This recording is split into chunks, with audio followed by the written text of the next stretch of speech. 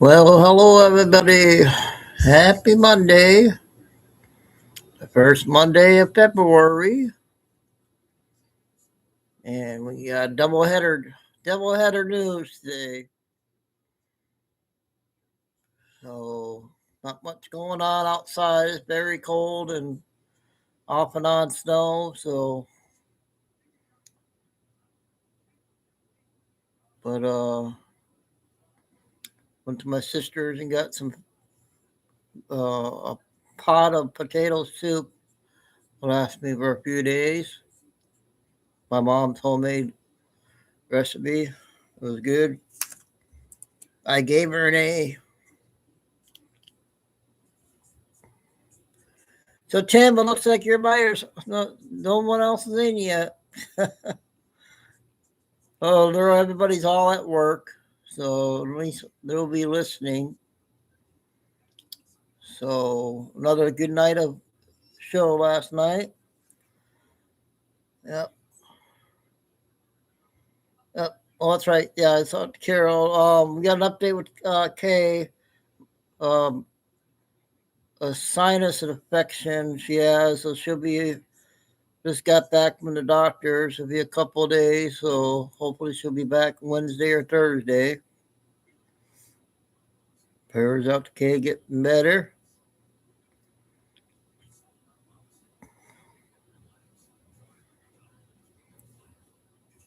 Lucy should be listening. She'll be popping in, I think. And I'm not sure when she'll get her plug. So we're waiting for it.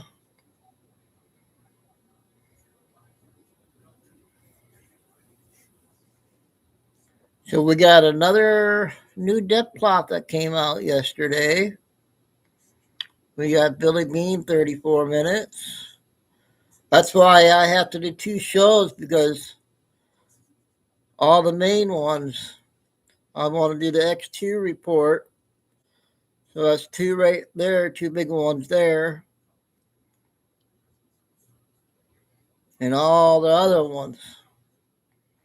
So every day from here on out, looks like it's going to be a lot of intel coming out. So I'll come on as soon as I can.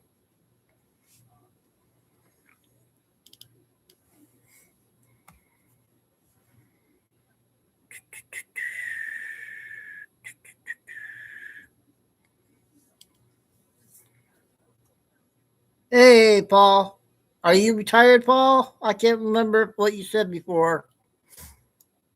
But yeah, Kay's under the infection sinus, so got the meds and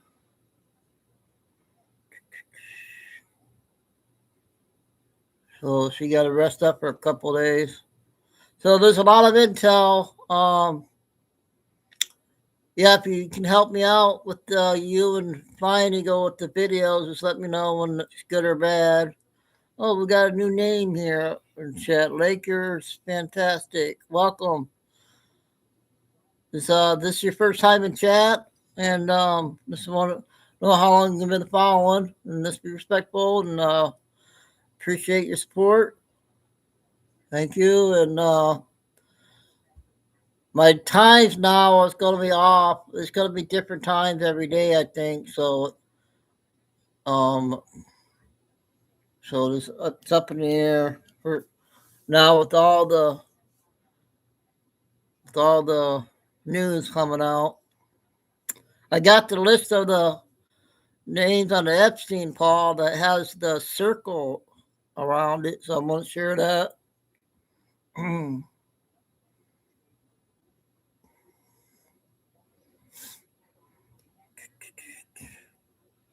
But, so we'll probably go 2.5 and take an hour break and come back at 7. Try to go 3 to 5:30. Take a dinner break. I guess Trump made a deal on some country. I can't remember what it was.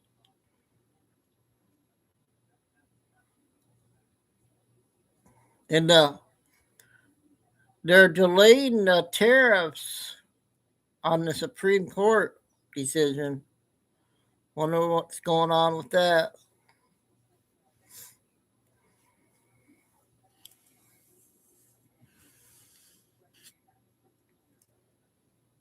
And another thing, we ask people what state you're from. If you don't mind asking what state you're from, be good to know.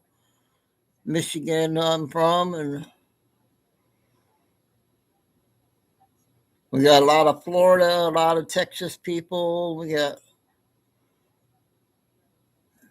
not many people from Arizona. Surprising.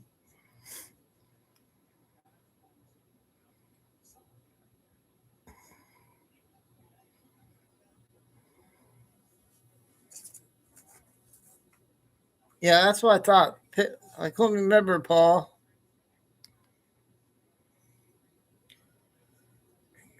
Oh, we got that one guy that does that 8-minute clip from yesterday also. Just found a couple new ones that just came out.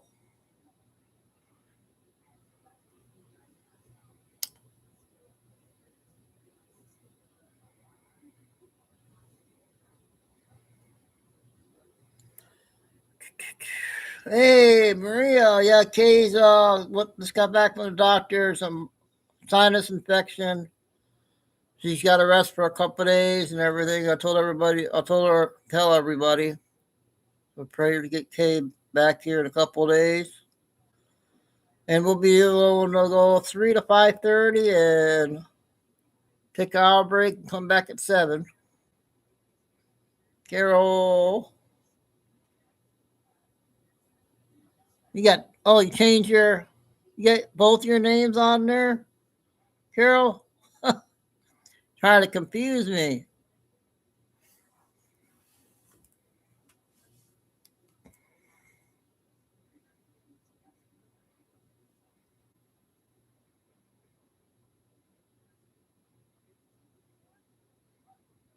Yep, I'll tell her about everybody.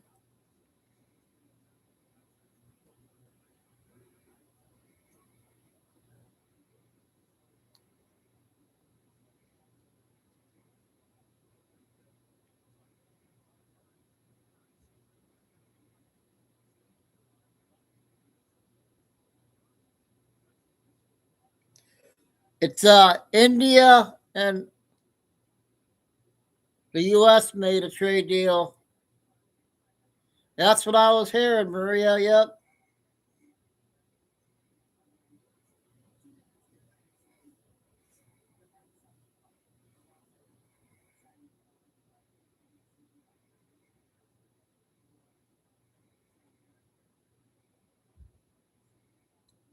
It's winter time.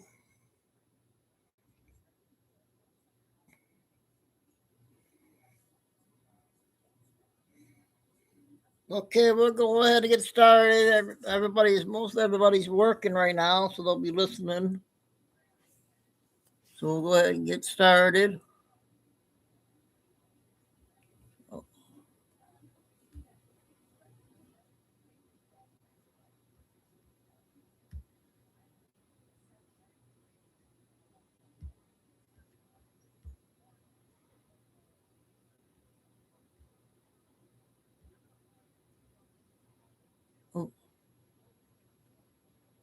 darn it. What did I do?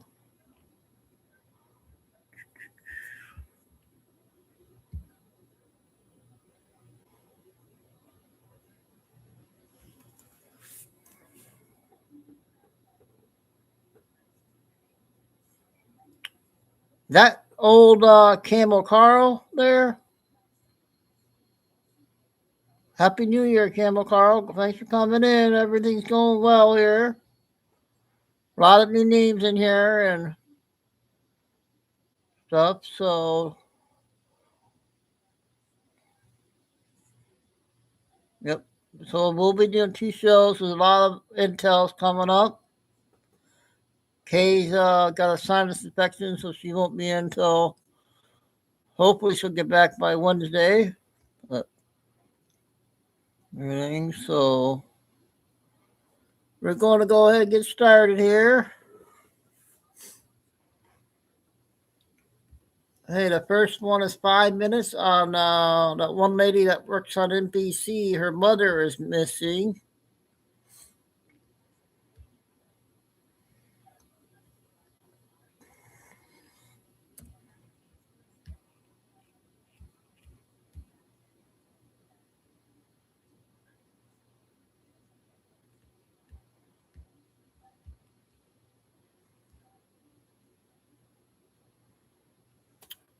Ah, darn it.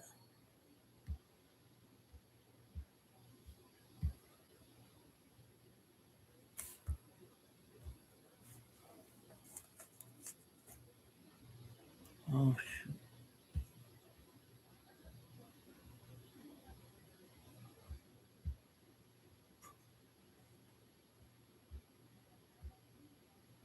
I got to log into Telegram.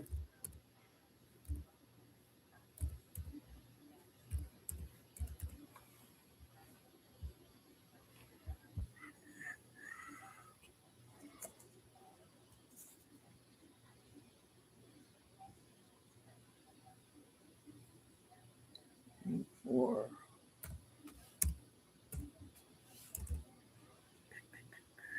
okay,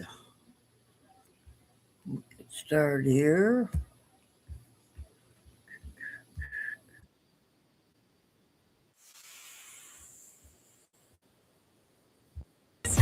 Friendship. All right, on to a Fox News alert. This morning, a frantic search for the mother of Today Show host Savannah Guthrie, reported missing since Saturday. 84-year-old Nancy Guthrie was last seen at her home near Tucson as police confirm a homicide team is looking at the scene as well. Former FBI investigator Bill Daly joins us now. Bill, thank you so much for joining us on this tragic news. Last seen Saturday night at 8:30 p.m. at her home. So what do we know so far about her disappearance? Bless you, Chico. Unfortunately, we know very little. We just know that, as you mentioned, the police are on scene conducting a search of the home, perhaps looking for evidence, whether it's for some nefarious purposes or to find out, what may have been left behind with regard to where she has either gone or been taken. These kind of cases, unfortunately, are very kind of vague when they first start out. We just don't know whether or not there was any foul play or had she gone out herself on perhaps a drive or gone out for a walk or gone to visit friends and not returned. Certainly, as they start to progress in this case, they'll start to bring in various levels of technology, whether it happens to be the cell phone tracking mechanisms or perhaps as they start looking at nearby, if there are surveillance cameras I'll nearby, put it right whether on traffic your cams or channel. other nearby Yeah. either residences or commercial establishments. They'll probably try to put together a timeline as to when she was last seen and what direction she may have been heading in, if in fact she was out on foot or in a car. Bill, what do you make of a homicide team being called in for this investigation? Is that standard? It's unfortunately, it's not something that I've heard over the years. Typically, that's something when now, unless there's some type of kind of mix up or transference in the way they're describing the team, where there happens to be an evidence response team, which can pick up things such as foul play and concerns about homicide. Perhaps that's the case where it's just an evidence response team and it's maybe mischaracterized. But if it in fact is more specifically a homicide response team, that is concerning, that they've perhaps seen some evidence of some foul play. Perhaps there's indications of either things left behind, the house is in disarray. Perhaps there could be other signs that there was a struggle. So we hope for the best. We hope that perhaps it is more just kind of gathering the evidence and having a team in there that's experienced in looking for any of these elements, but not necessarily that they have them right now, and they're just more gathering information about what happened, perhaps the last movements in the home before she went and disappeared. The Pima County Sheriff said that she has no cognitive issues and is very alert and a very sound mind, but she does have some physical issues. Where does your mind go when you hear something like that? Well, certainly anytime there's a relative of a well-known, celebrity person, they're always concerned that there could be some foul play, that there's something either because of their association with that notable individual, that's perhaps there's some other agenda at play here, where there happens to be somebody who is trying to carry out some type of a kind of a revenge or a vengeance issue, or in some cases, in the worst cases, and it typically happens outside the United States, where people who are celebrities who have large amounts of money, there's also a concern that there are people looking to gather that money by taking that person through a kidnap. We're not saying that's the case here. You just asked what might be kind of the kind of range of issues that might be out there. We hope that it's something perhaps more straightforward and direct, where perhaps that she is gone, maybe has unfortunately suffered some type of medical issue and not be able to communicate. But all these factors right now, with the police responding, is a very good sign that they're on the case, that they're working very diligently. They'll bring in their very good resources that they'll have at the local or state level. And if not, they can always rely on services as kind of an adjunct to it through the FBI. Director Kash Patel has been very helpful in many of these cases, the FBI, men and women, and using all their resources to try to find this individual. But yes, when you have a celebrity's relative, there's always concern that there's something else afoot. Absolutely. Well, we do have a phone number that that could be helpful. Anyone with information, we asked to contact the Pima County Sheriff's Office at 520-351-4900, and we're praying for a positive outcome, because this is certainly a concerning development. Bill, thank you so much for joining us this morning. I'm Steve Ducey. I'm Brian. Another sad story there. I don't know. We won't know yet for a while. Yeah, 2 shows today.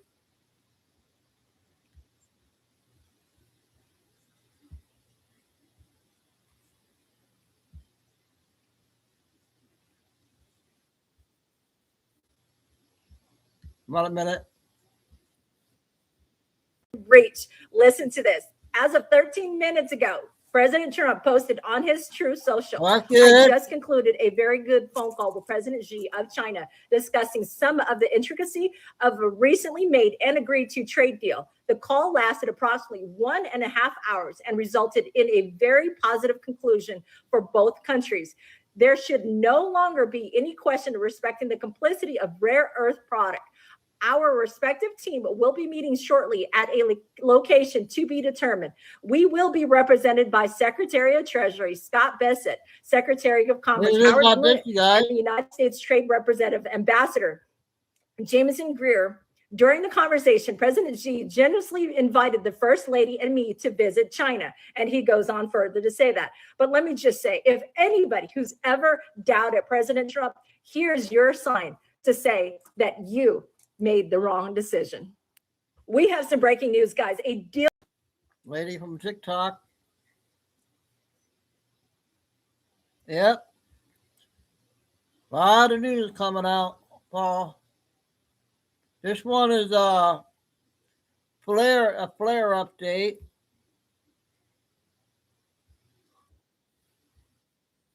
Six minutes on this one.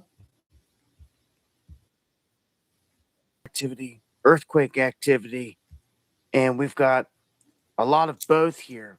The giant sunspot alert is going out for 4366. Just a few days ago, this sunspot did not exist. Since, it's grown massive. It's about half the size of the sunspot from the Carrington event, and it's growing rapidly. It's super unstable. This thing has kicked off dozens of flares here in just the past 24 hours. This sunspot alone. It also has kicked out an X8 solar flare, multiple X flares. So we're waiting to see if big CMEs are developing off of these. You can see a plume come out right there off of this of dark plasma, but they're waiting to see if it looks like something's Earth directed. So here in the next day or so, maybe later today, we'll have an update and we'll know if that's heading toward Earth. And then we'll have potential geomagnetic storm watches put up. But You're talking 17 M-class solar flares, 3 X-class flares, all coming from this spot, all Earth directed. We could see a potential this one, you guys? cannibal CME event. I mean, when you've got over 20 flares popping off here, there's a big chance we're going to get hit with some kind of solar storm. But almost immediately here on Earth, you can see there is some action in terms of earthquakes. And this is one you want to watch. This is the Hayward Fault. It may be coming alive here because it's got some decent activity. It is shallow in nature, and they're getting bigger. It's swarming, and the quakes are getting bigger. We had here, like there were 2 to 3 range. It got up to 3.4. And we've witnessed here in San Ramon, one of these here checking in at a 4.2. So there was actually a tsunami alert that went out with this that caught my attention. Now 4.3 registered right there, 10:01, the biggest one. If you don't know, Hayward Fault is one you want to watch. You can see it right here. It's just cut right. No, it's right here. It's right there. This is San Andreas. Now, see this Calaveras Fault right here? On Wikipedia, it's stating that here a few years ago, this merged. This whole thing merged. So the Hayward Fault system is capable of generating huge earthquakes that can be felt for large distances. It could also trigger other faults. But back when this last hit, this area wasn't urbanized like it is right now. Right now, it will affect the outskirts of all kinds of different cities. And they say that it also connects now to the Rogers Creek Fault. So it's one big fault line system. Check this out. This fault line system, look at the history here. This says that back in 1864, we had a 5.3 magnitude. We're only, a 1M away from that right now. And you can see where it hit right here in these other areas. See the Bay Area. You can see Berkeley, Alameda, the areas that it was felt. It goes on to say the probability in the future is they expect a 6.7 plus to come from this area. Now, with these fault lines combining, as it says right here, they expect they could be even greater. You're talking a 7 in magnitude or greater coming from the Hayward Fault here at any time. And this thing has been, it's been kind of quiet for some time. You can see some of these charts over on Wikipedia. I want to show you here, though, real quick, that we're overdue. It says that this thing hits roughly every 140 years. The longest span that we've seen without an earthquake on this fault has been, or a big one, has been 160. Okay. Right now, we're sitting at 158. It's been 158 years since a big one has hit, and they're expecting one hits anytime. Today, it's coming alive. So it's swarming. It can generate anything from a 7.0 or greater, and it's active right now. So all these updates I'll have over on X. Make sure to follow me over there. And you can see right here it says in 1868 there was a 140th anniversary. The event was in 2008. So we're past that 140-year mark, and we're overdue. So just like this, the New Madrid Fault, it's overdue. We've got several major fault lines in this country overdue, and it just so happens that this one here in California is coming alive. So we're going to keep an eye on it, as well as the quake activity. Join me for the live show. It's going live. Okay, that's the latest update on the earthquakes. I just found that guy. Another important one. Okay, our TikTok news ladies.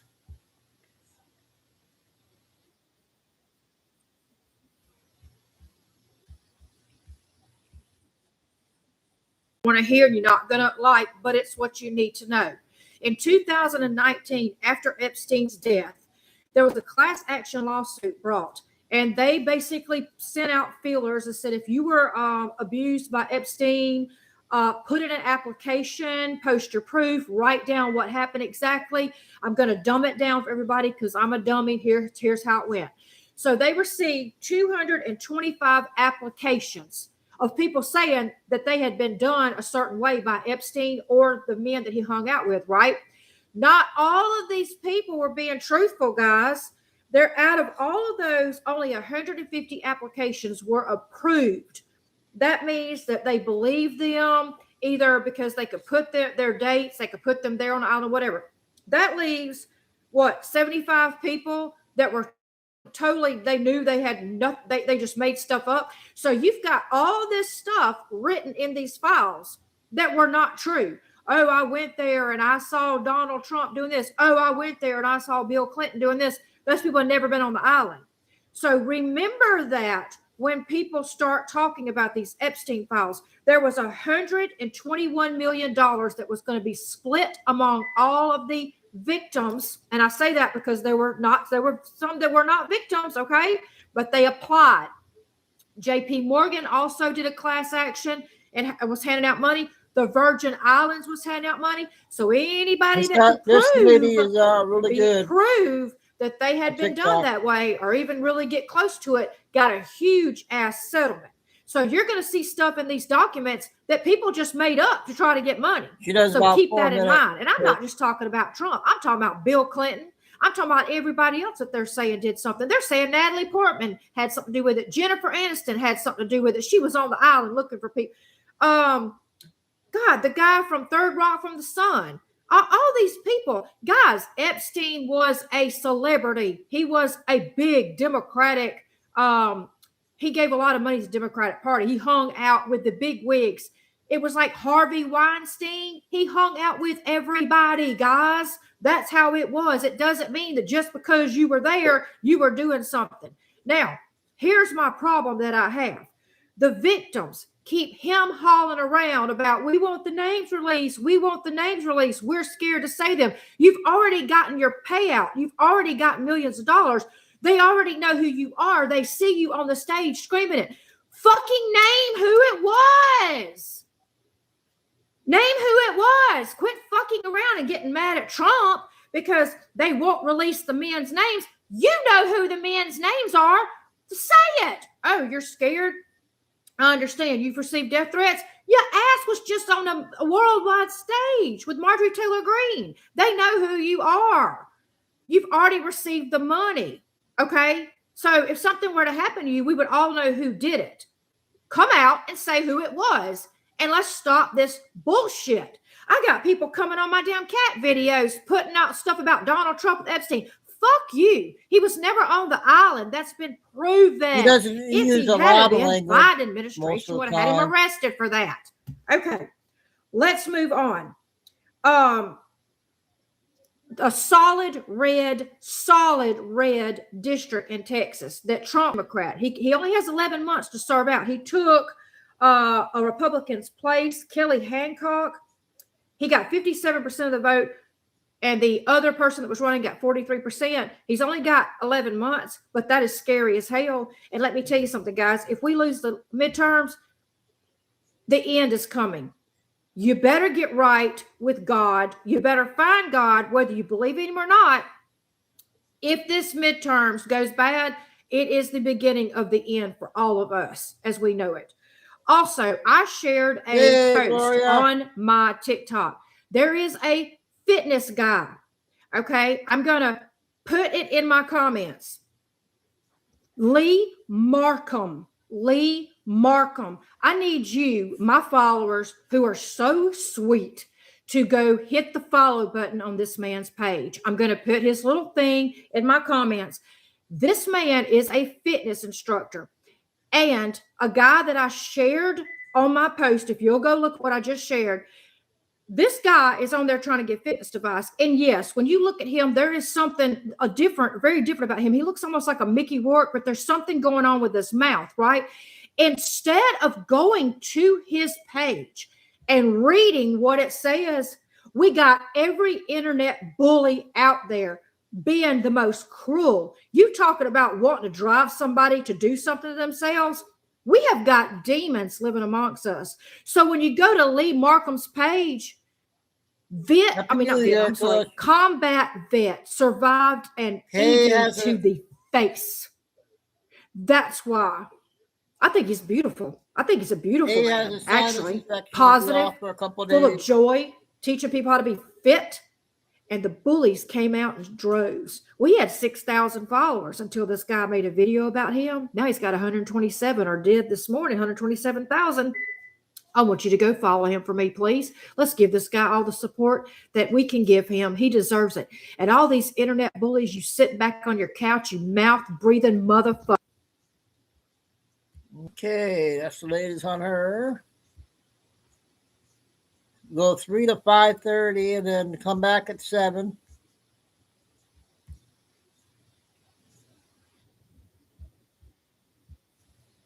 A short 3-minute clip. For Glenn Maxwell. My name is Melissa Madrigal, and I'm counsel for Glenn Maxwell. Yep, thanks, you too. And I'm Glenn Maxwell. Good morning, Ms. Maxwell. How are you? Good morning, Mr. Black. Good. Okay, so before we started recording, we met for a few minutes. I introduced myself and we chatted, and now I told you that we were going on the record. And before we start asking questions, I know that you've been given by your lawyer a copy of what's called a proffer agreement. And I just want to spend 2 minutes making sure that you understand what governs our conversation today. The most important part of this agreement is that this isn't a cooperation agreement, meaning that by you meeting with us today, we're really just meeting. I'm not promising to do anything. I'm not promising to ask Judge Nathan or any of the judges that's been assigned to your case to do anything. We're just talking. And so that's the most important part of this agreement. However, almost as important is the fact that what this agreement does for you is it gives you protection. So what it means is that the government cannot use what you say today against you, with some exceptions, which we'll talk about in a minute. But whatever you talk about today, you have what's called immunity. So that means that the words that you say today, we cannot use against you in a case in chief if we were ever to bring one. Okay? Thank you. There's exceptions to that. The most meaningful one of which is that if you say something today that's not true, that's a lie, we can bring a prosecution against you for what's called false statements. So I'm a federal officer. I have several officers here. The FBI is here. And if you lie to someone that's like me or like Special Agent Horn, it's a crime. So you have to be truthful.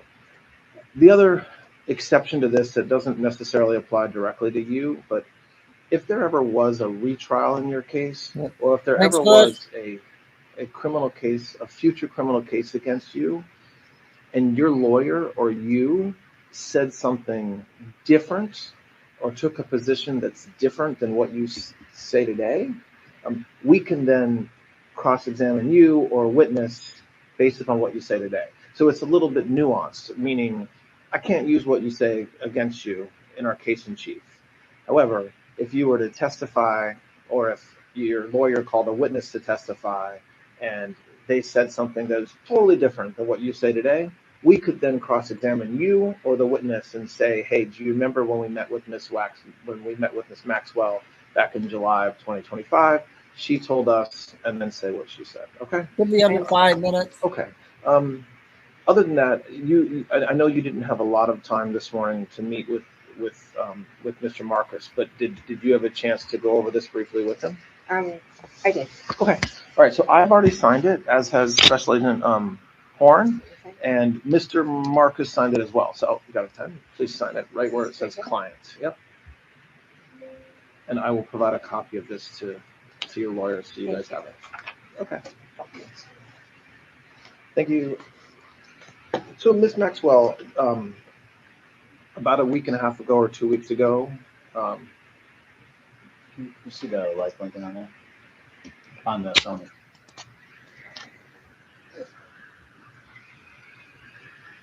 Yeah, there it is. okay, we're just confirming that it works, and it does. Ms. Maxwell, I guess about a week and a half or 2 weeks ago, Hey, Mr. Marcus Gardner. reached out to me We'll be and doing 2 said shows that, today, that Kate. you wanted to Has speak a with minus somebody or from the sinus government infection. about Be not off a only your couple case, days. but about everything that's been in the media and that's been publicized about Mr. Epstein in your case. That is true, and I did speak to him, and I did ask him if, did tell him that I was very keen to talk to anyone, because no one from the government at any time ever since the inception of the case, so dating back to the early 2000s, has ever spoken to me, and indeed I believe ever reached out to me at any time to even speak to me, and that includes up to when I was indicted and prosecuted. I believe that, or I understand, I should say rather, that my attorneys at the time did tell the government that I wanted to speak to them because I was very keen to meet with anyone so that I could tell or have them ask me any question. I've never had any problem to speak to anybody, and I offered It's myself. not over. And I kept asking if they would meet with me so that I could talk to them. And for whatever reason, that was not happening. Okay. I have questions that I want to ask you, but I'm not. If there's a question that I'm not asking that you think should be asked, I invite you to volunteer. Same thing goes to your lawyers.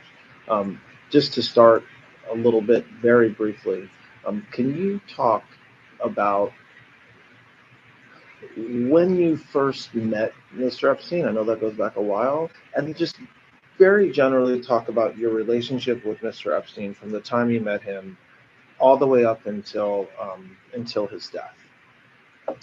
I met Mr. Epstein in 1991.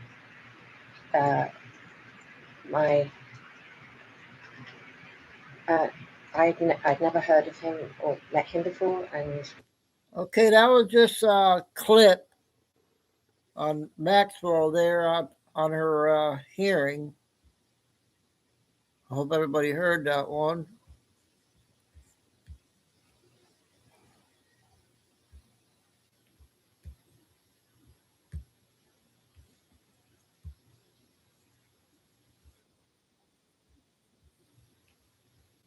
Another short one. Children and young adults who trusted a system that absolutely failed them. Now, the purpose of this video is not to point fingers or create more division. God knows we don't need that. It is to tell the truth, all of it, to tell the facts, to push back against different narratives that are being created. And it is to honor the people that lost their lives with the truth so that hopefully we can learn from it and do better next time. Before we get into the minute by minute of what happened, I want to take a moment to say that, these aren't just numbers on a screen going by. These were people, all right? These were kids that went to Camp Mystic, which has been there for decades. All right, this is where parents drop their kids off for a summer of, sisterhood and bonding and river floats. And it's a Christian camp situated on the Guadalupe River, as you can see right here. And these kids were only dropped off about a week ago. And instead of having this experience of a lifetime, we all know what actually happened. And I really think it's important to go through the details, all right? So that everybody understands what happened and that you draw your own conclusions about what needs to change, who's responsible, et cetera, et cetera. On July 3rd, which was Thursday, around 1:18 p.m., NWS issues an alert, flood watch for Kerr County. Forecast is like 1 to 3 inches of rain. By 11 p.m., 4 to 6 inches had already fallen. And by 12:30 on July 4th, so this is the very early morning hours, a mesoscale alert is issued. Flash flooding likely. By 1:14 a.m., a flash flood warning was issued. By then, 6 to 8 inches of rain had already fallen. Between 4:30 and 5:15 a.m., the Guadalupe River surges to 26 feet in just 45 minutes, and the cabins begin flooding. By 5:45 a.m., kids are texting home messages like, "Water's in the cabin." Among them, Hadley Hannah, 8, still missing. Eloise Peck, 8, deceased. Lila Bonner, 9, deceased. By 5:45 a.m., parents and counselors are calling 911, and they're getting busy signals. Her county was already stretched thin, responding to other weather emergencies. In other words, help's not coming. And then it is not until July 6th, 2 days later at 9 a.m., FEMA finally arrives, 48 hours too late. So that's what happened. Now let's go back and look at the terrain. Kerr County sits in the Texas Hill Country, also known as Flash Flood Alley. This is not a nickname, that's a warning label, because this is not the first time that this has happened here. The region has steep, rocky hills, shallow creeks, and rivers like the Guadalupe River that swell very fast when rain comes down. When storms train, it means that they dump wave after wave in the same area. Water races downhill and it has nowhere to go. And that's exactly what happened here.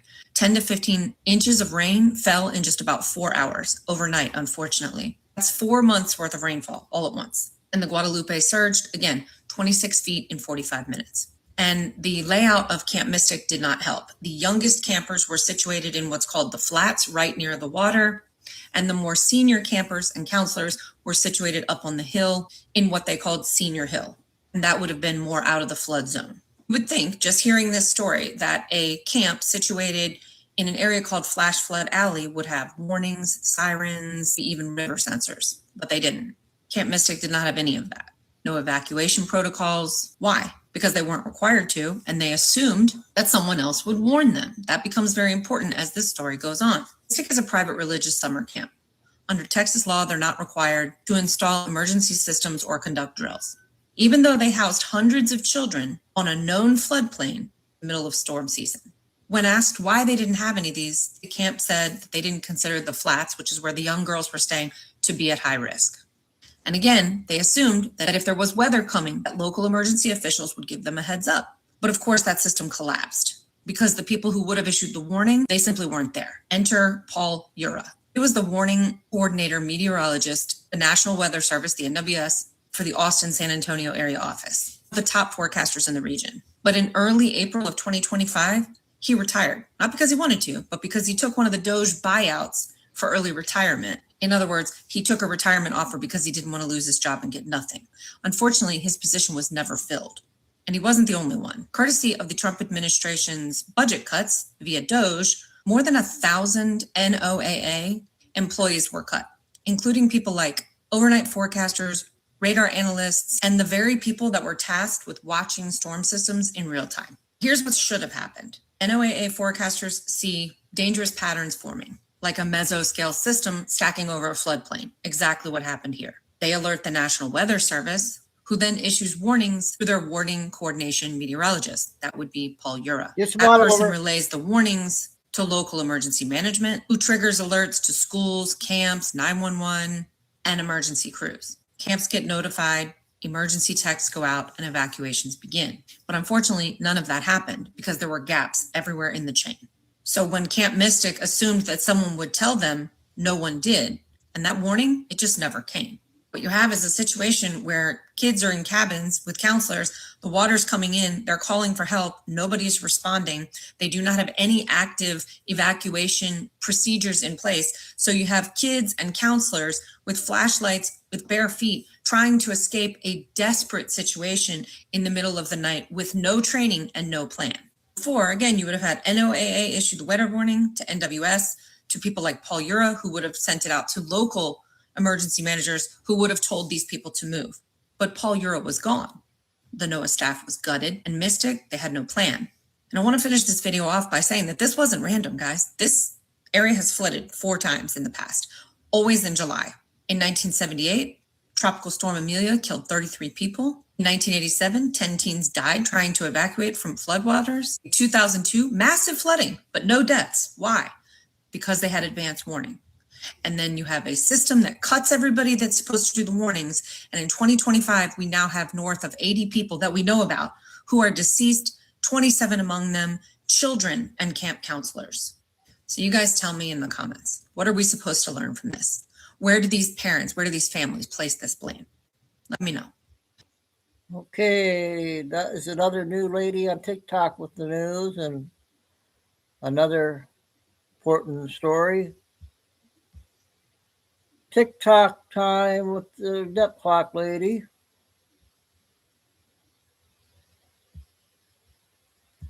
Came out yesterday.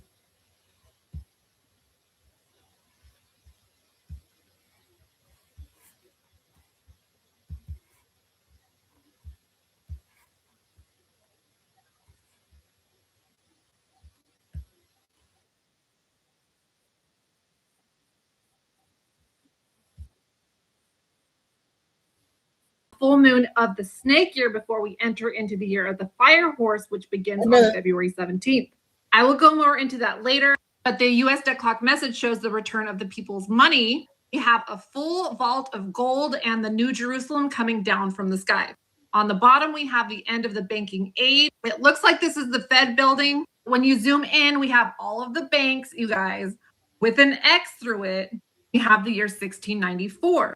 We also have a Bible verse of Revelation, chapter 18, 2-3, which says, and he called out with a mighty voice, fallen, fallen is Babylon the Great. She has become a dwelling place for demons, a haunt for every unclean spirit, a haunt for every unclean bird, a haunt for every unclean, detestable beast. For all nations have drunk the wine of the passion of her immortality. And the kings of the earth have committed immortality with her, and the merchants of the earth have grown rich from the power of her luxurious living.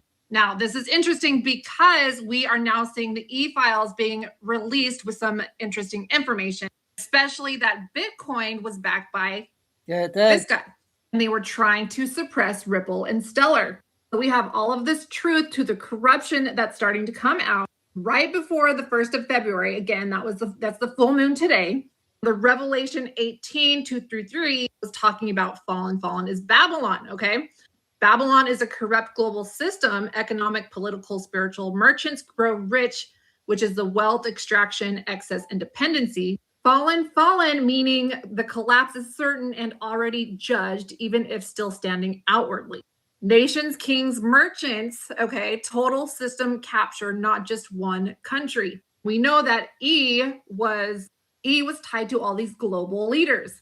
Here again, we see 1694, which was the founding of the Bank of England, where England was nearly bankrupt from the war with France, and they needed money fast. So private financiers offered a deal. They would loan the government a lot of money, and in return, they received a royal charter, guaranteed interest paid by taxpayers, the exclusive right to issue banknotes, authority to manage government debt, and the institution became the Bank of England. Now, before 1694, money was mostly gold and silver, issued directly by sovereign authority, finite and tangible.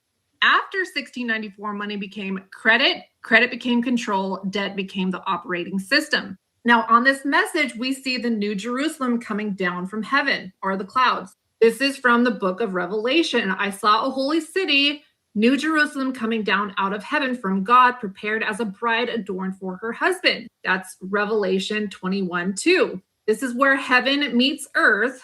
This is not people going up to heaven. It's God's dwelling coming down.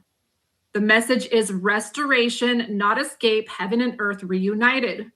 A perfect city, not just a place. The New Jerusalem represents a renewed creation, a holy civilization, a people made complete. It's described as a city because it symbolizes order, community, and divine governance. Prepared as a bride, this language points to covenant and union, God fully dwelling with humanity, no separation, no intermediaries, intimacy, permanence, and fulfillment. Now, Revelation 21:22 says there is no temple in the city because God himself is the temple. Direct presence replaces systems, rituals, and hierarchy. End of the old order. Immediately after, scripture says there is no death, no sorrow, no pain, no tears. This signals the end of corruption, decay, and time as we know it.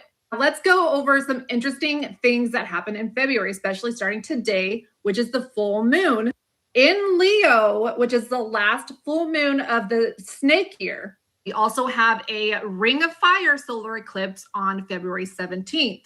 which is the same day that we enter into the year of the fire horse. The same day, you guys, on an eclipse. Now, this isn't just a regular horse year. This is a fire horse year, which is a rare once every 60-year event. And it represents a 12-month period marked by intense, energetic, and unpredictable fiery energy characterized by ambition, rapid, and bold change. The fire horse year starts the same day as the annular solar eclipse, which is a ring of fire eclipse. This ring of fire event is particularly significant as it coincides with the beginning of the Lunar New Year, the year of the fire horse. This eclipse is viewed as a high-pressure moment of inevitability rather than sudden crisis. It marks innovation, collective systems, and radical authenticity. It suggests that certain long-standing structures or situations have matured and can no longer be ignored or deferred. On this day, the sun and moon form a tense square with Uranus in Taurus, which may trigger sudden, unexpected shifts in personal stability or global resources. Now, Saturn's influence adds a sense of urgency to take action on structural changes. Now, 3 days later, we have the conjunction of Saturn-Neptune at 0 degrees Aries on February 20th. This specific alignment at the very first degree of the zodiac is often called the Aries point or world point, and it hasn't occurred at this exact degree in thousands of years, you guys. This astrological alignment is called the Great Reset. It marks the start of a new 36-year cycle that's associated with major geopolitical shifts, such as the fall of the Berlin Wall. You guys pause and read here. I want to talk about the Aries significance because Aries is the sign of innovation, action, and identity. So at 0 degrees, this energy is at the most raw and potent point, representing a total reset of how we view ourselves and in our collective systems. Now let's talk about the sunspot that we have entering direct Earth facing, which is 4366. Now, Stefan Burns just did a live today and is very concerned about the potential for this sunspot to create a Carrington event X-class solar flare within this next week. Here is, and let's reset that view. Here is our sunspot right now. This thing is a monster. Really, this is straight up a monster. Yeah. Look at that. This is not normal. The amount of mixing here in this intermediate region, this core keeps getting bigger. There's so much mixing happening here. Now, in his live, he went over the Carrington event sunspot, which you can see was all clustered together. This is another sunspot that created a very strong X-class solar flare, I think just a few years ago, or maybe it was last year. But you can tell the difference. He's saying the one that is Earth-facing now is very similar to the one that caused the Carrington event, you guys. He said within this next week, we could see something very, very significant. If you put this in perspective with all of the astrological alignments we have coming up in February, I found a video of somebody who was calculating a biblical time frame of Satan's little season. Okay, so he's saying that we're closer to the very end of this biblical time frame. Just watch. According to the math, February 6th is an event that has to do with the earth. Leading to June 2nd. Yes, June 2nd. That's what the math says. June 2nd is the official warning, the clock cannot be stopped. We are at the final milliseconds, is June 2nd. February 6th is just the precursor. This is just a warm-up. And according to the math, the earth is purging itself from the little season of Satan. I kid you not. The math comes from the 536 AD event, when the sun went out for 18 months. This was Satan being chained at the bottomless pit, or the pit, and the seal was shut up over him. That was the event. the sun darkening and the moon not giving her light, which was spoken about in 2 Peter. I just find that very strange that he's done this calculation that comes to February 6th. And we have this geophysicist very concerned about this sunspot and is predicting something significant coming within the next week, which would fall on February 6th or 7th. I don't know, you guys. I'm just putting things together. Not to mention that Earth revolves into the remnant dust left behind by 3I Atlas in February and March, mostly March. So we have all of these things going on, you guys. I'm going to continue watching out for it and keeping you guys updated. Okay, that's yesterday's latest on the depth clock. So we got one more 8-minute one, our other TikTok guy that does intel, it's good. And then Billy Bean, 34 minutes. Yeah, Lucy K called, said a sinus infection and got a rest for a couple of days.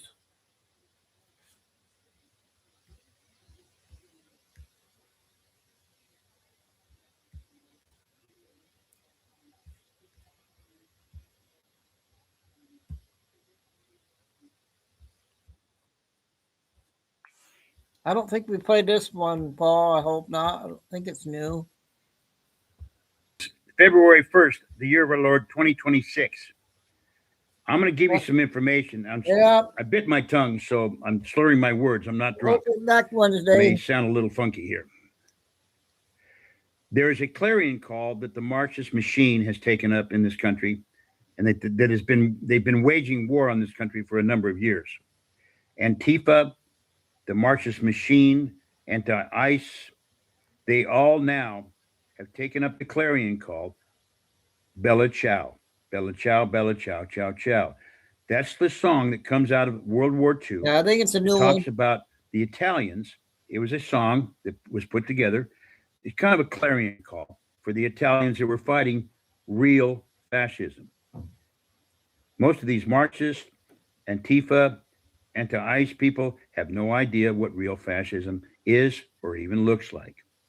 They think that you and I, Donald Trump, anybody who supports Donald Trump are fascists, and they must fight us. You see it on social media all over the place. They're telling, listen to me, they're telling you to fight ICE. Listen to me very carefully. I'm going to show you something.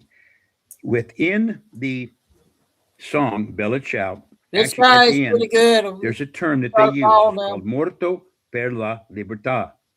What that means is death for liberty. The Italians were willing to fight and die to preserve their nation. That's what I'm trying to do. That's what Donald Trump is trying to do. Donald Trump and his administration and the voters that voted for him in this last election are trying to preserve this nation and preserve the rule of law. These Marxists, these anti-Antifa, these anti-ICE people no longer care about the rule of law, and they no longer care about having the laws in this country enforced. This is this has become now extremely dangerous. I've been talking about Marxist political warfare for a couple of years. I'm the founder of EPAC, Ensure the Preservation of America and our Constitution. If you go to preservingamericaepahc.com, you can watch our 4 documentaries on Marxist political warfare and how it's has played out, and how we can win it. You can watch them for free. But I'm going to show you something here in a minute, and this is getting extremely serious. The American people here, conservatives that like Donald Trump or support Donald Trump, or who are conservatives or who are Christian conservatives, are no longer safe. Watch what I'm going to explain this. Watch this. This is a gentleman that's the governor of Utah. Shortly after Charlie Kirk was assassinated, he was talking about the evidence. The song Bella Ciao, the words Bella Ciao, Bella Ciao, Bella Ciao, Ciao, Ciao were written on casings that Tyler Robinson had in his possession when allegedly he assassinated Charlie Kirk. Listen to this very carefully. This is a movement, a clarion call that the Marxists now have perverted and taken as their own to take the fascists out in this country. And when I tell you about taking them out, they want to take the fascists out, they're talking about you and I. They're talking about Donald Trump. This has become extremely serious, And this is the proof. I'll show it to you right now. Investigators noted inscriptions that had been engraved on casings found with the rifle. Inscriptions on a fired casing read, "Notices bulges, capital OWO, what's this question mark?" Inscriptions on the 3 unfired casings read, "Hey fascist, exclamation point, catch, exclamation point." Up arrow symbol, right arrow, and symbol, and 3 down arrow symbols. A second unfired casing read, "Oh Bella Chow, Bella Chow, Bella Chow, Chow Chow." He talks about the 3 down arrow, the 3 arrows are pointed down. That's the symbol that was written on the bullet casings that identifies Antifa. And the song the words "Bella Ciao, Ciao, Ciao" is the clarion call that the Italians were using to fight real fascism back in World War II. Let's continue with this. All right. The governor was talking and specifically lining out how Tyler Robinson, as part of the Marxist movement in this country, had literally gone to the extremes and assassinated, allegedly, but the proof is there. He actually admitted to it. Assassinate a person that differed with him ideologically. Now we're seeing the Antifa, anti-ICE, the Marxist movement in this country, taking the song Bella Ciao and using the term at the end, "Morto per la libertà," as their clarion call. Morta per la libertà means death for liberty. These people, these Marxists, believe that you and I are the fascists. They must fight us. They must get rid of us. Donald Trump and anybody who voted for Donald Trump, they're willing, these Marxists are willing to die to preserve and get rid of these fascists. They have no idea what real fascism even looks like. And I'm telling you, this is extremely, extremely serious. And now it's gone conventional. And believe me, the American people who voted for Donald Trump, who are Christian or conservatives or Christian conservatives, or voted for Donald Trump, are no longer safe. The Marxist machine, and you see it on social media, people with Antifa, people with anti-ICE are telling people they're posting it on social media. Go out and KILL ICE. You can't get it can't be any clearer to anybody else. I mean, you have to be deaf, dumb, and blind to understand that these people now don't care about the rule of law. They don't care about you. They don't care about our national security. They don't care about enforcing the laws that we have in this country. They no longer care about anything but achieving the goal. And they will do whatever's necessary. They will KLL anybody that gets in their way. And I'm telling you, it's very, very serious. They're mostly going after ICE. But what if you became an elected official? Okay. What if you, as an average person, became a police officer or an ICE officer? Your life is in danger. ICE lives are in danger. They tried to kill Donald Trump twice. And this young man, Mr. Robinson, he's on trial. He pleaded not guilty, but the evidence, the fingerprints, he admitted to it. This poor young man assassinated Charlie Kirk because he was part of the Marxist movement. I'm the founder of EPAC, Ensure the Preservation of America and our Constitution. If you go to preservingamericaepac.com, you can see it at the bottom of our little thing here. I'll put it in the link. These people no longer care about abiding by the rule of law. They're willing to KLL whoever stands in their way. The American people are no longer safe in this country.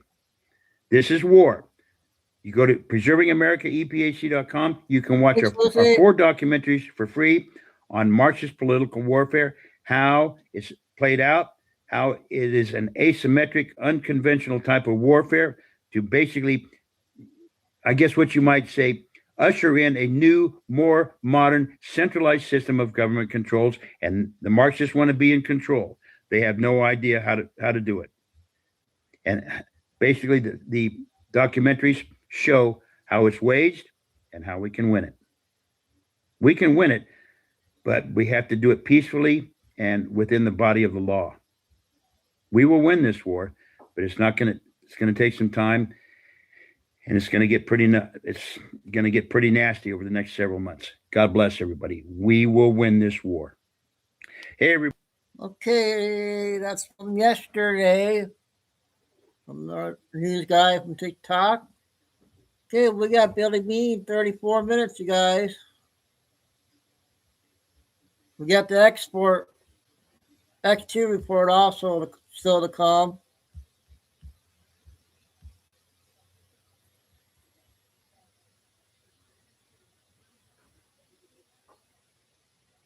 Thought I had it now. Where is it?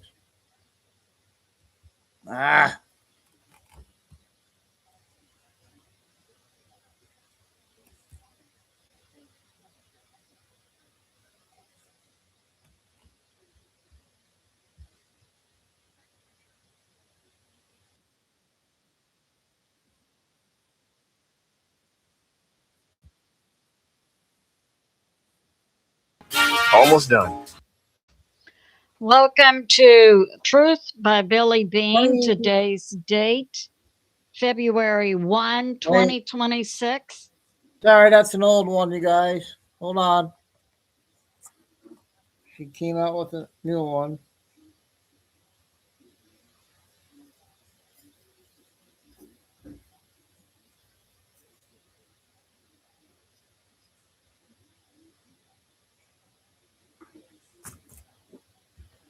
This one's 34 minutes.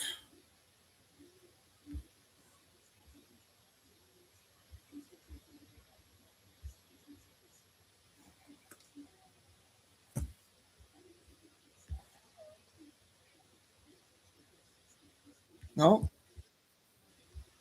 Dang it.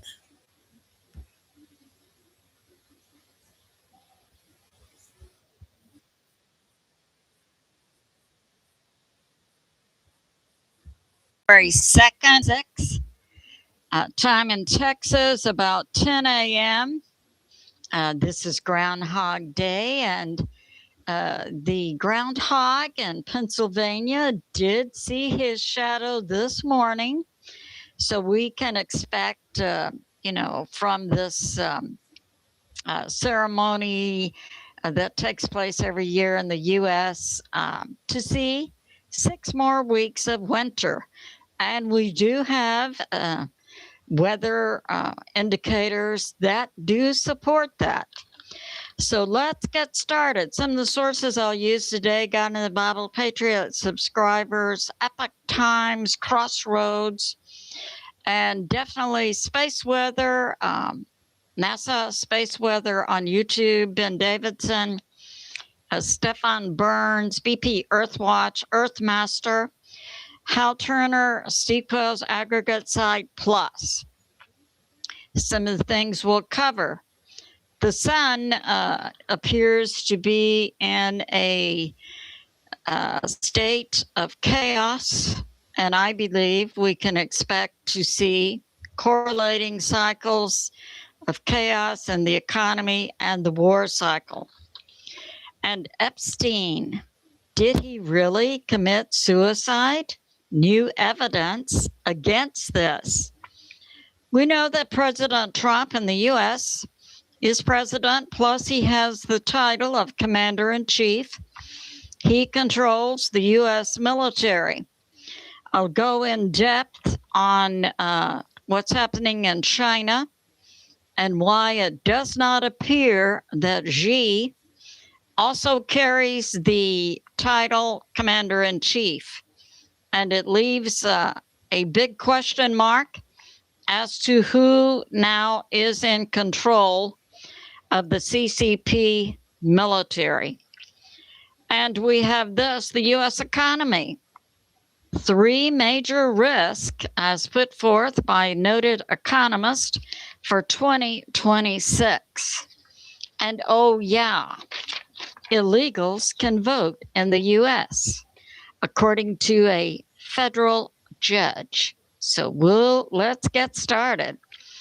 We've seen in the past 24 hours, I've been following sun activity for about 30 years. So we're seeing what's happening on the sun now, something not seen before. In the past 24 hours, we've had 23 M-class flares. We've had 4 X flares, including an 8.1. We are definitely seeing chaos on the sun, and we can expect some strong effects on the earth. So we've had the 23 M class, we've had 4 X's, including an X 8.1. We've had major disruption of radio signals, radio ham operators, a major impact in the southern Pacific area.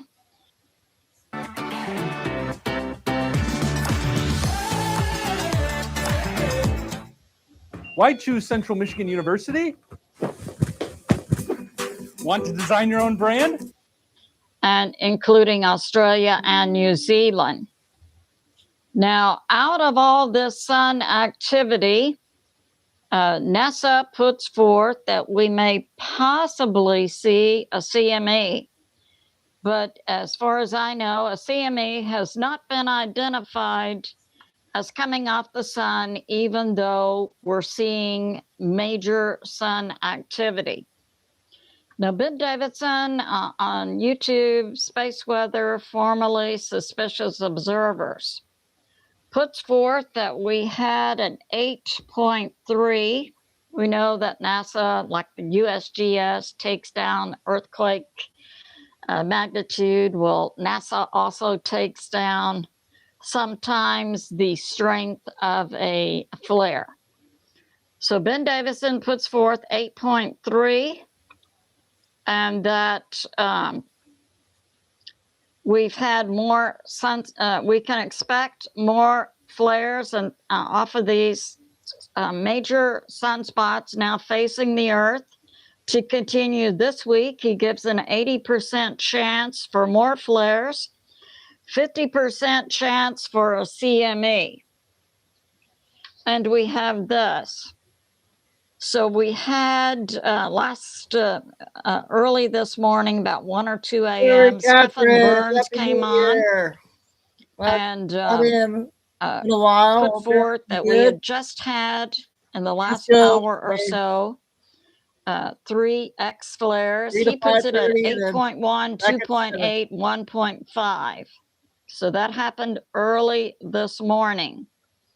And I had already put out in my video last night about 7 p.m. Texas time from my sources, BP Earthwatch and Wages of the World, that we had additional flares and that we were seeing them occur yesterday, like in the morning and the afternoon and then evening, early evening. Carol, Tim, and Lucy. And we are putting this forth. Stephen Burns, a geophysicist, now says that it's likely we can have a large CME and to come out of what he describes as a mega flare sequence.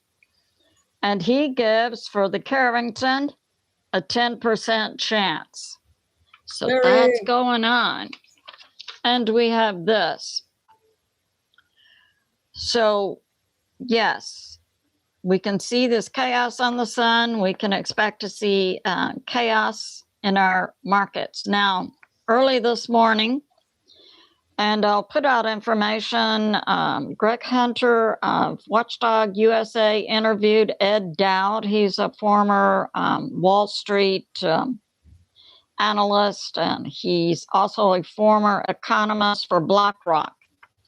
Ed puts forth, I believe, good information. That so Hal Turner's information, and Ed Dowd said, one of the risks we can see in 2026 will also impact Japan and South Korea. Now, with South Korea, this information from Hal Turner this morning. South Korea has stopped trading, and we're seeing significant dips in the value of Samsung and also another South Korean company, SK Hynix, and that stopping trading. We're also seeing across multiple stock markets an increase in sell orders, and that 7 out of 10 trades, it's likely today, will be sell orders, and that this action by South Korea early this morning will hit the NASDAQ, the part of the U.S. stock market, in hours. So likely that's occurring right now. And USA Watchdog, Greg Hunter interviewed Ed Dowd, and Ed said, we have 3 major risks for the U.S. economy in 2026. One is a strong dip in real estate value that's likely to last for the next 2 years. He gives it a 25 to 30% chance. And second risk is in the stock market to have a bubble. Hey, Kim. Yeah, so Kay called me a little while ago. She said she has a sinus infection and got to rest for a couple of days. So hopefully be back Wednesday. And some prayers out to Kay to get better. We got Lucy, Carol, Tim, and we'll get her phone plug hopefully soon. And 3 to 5:30, and then come back at 7. A lot of intel every day now. Build a website you love with Wix, where your words, such as we've seen in the past with the .com bubble. And I note that the South Korea companies I mentioned, Samsung and Hynix, are part of the digital.com group. And okay, sounds good, Kim. Dowd said this will hurt Japan and South Korea. Now, in about 1 to 2 previous videos, I put forth the economic downturn occurring in Japan. I just reported this morning on South Korea. So Ed Dowd actually put these risk factors out, I believe, recently. And he nailed it by saying the stock market could have a bubble, a downturn, something like a mini crash, and this would hurt Japan and South Korea. And the number 3 risk for the U.S. economy is an economic crisis occurring in China. And I have more on China today. And we have this. We have about the economy.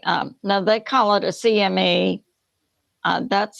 CME is a distinct economic term that's different from a CME coming off the sun. So CME in economy means the Chicago Mercantile Exchange. And this is being put forth for today. Margin calls are being made, especially in precious metals, gold, silver, platinum plus. Now, I will remind my viewers, several months ago, I put forth that JP Morgan Chase had moved its entire precious metals trading group and their families out of Chicago to Singapore. I put forth at that time, apparently, we're going to see some type of dramatic event affecting gold, silver, platinum plus.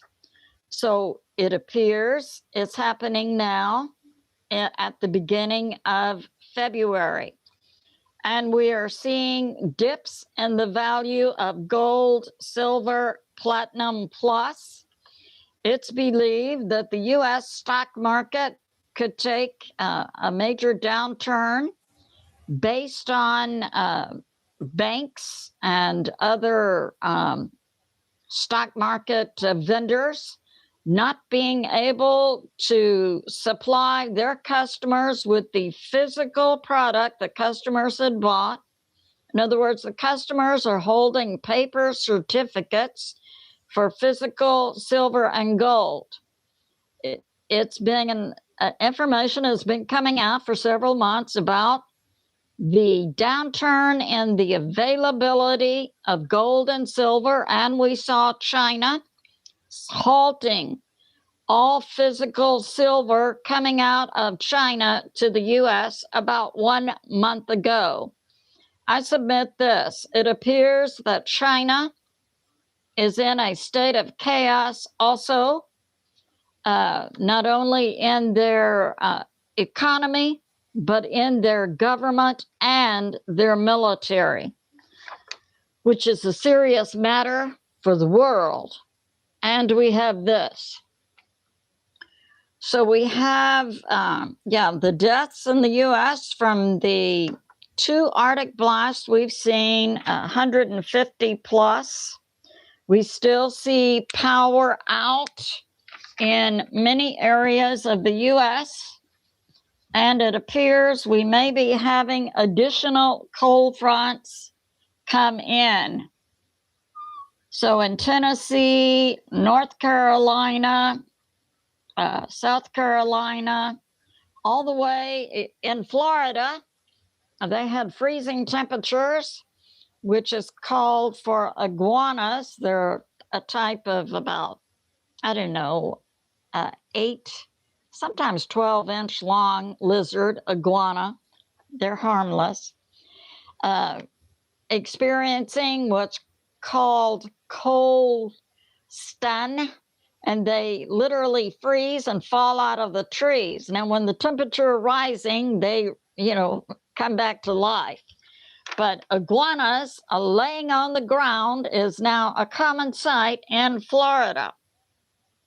Tortoise wins, an upset for the ages. So I would ask the board, what if our... We still have tens of thousands, if not hundreds of thousands of U.S. citizens without power in these below normal freezing temperatures. And we have from a meteorologist, Max Velocity, putting out that an additional 2 Arctic blasts could be hitting the U.S.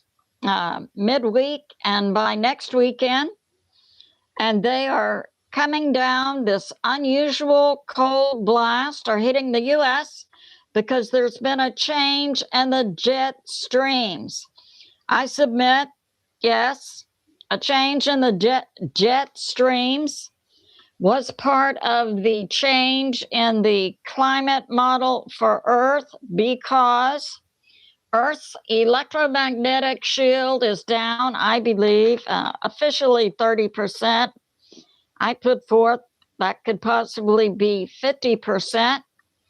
So a dip in the shield on the Earth, yes. The models predicted then a change in climate weather patterns on Earth and a change in the jet stream, which is what we're seeing now. So that's going on. Yep. And the groundhog saw a shadow, 6 more weeks of winter. And we have this.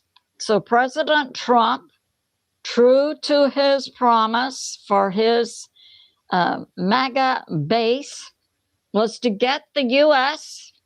out of both the UN and also the World Health Organization, WHO. President Trump has done this. And now Gutierrez, the head of the UN, is saying 193 nations are now going broke.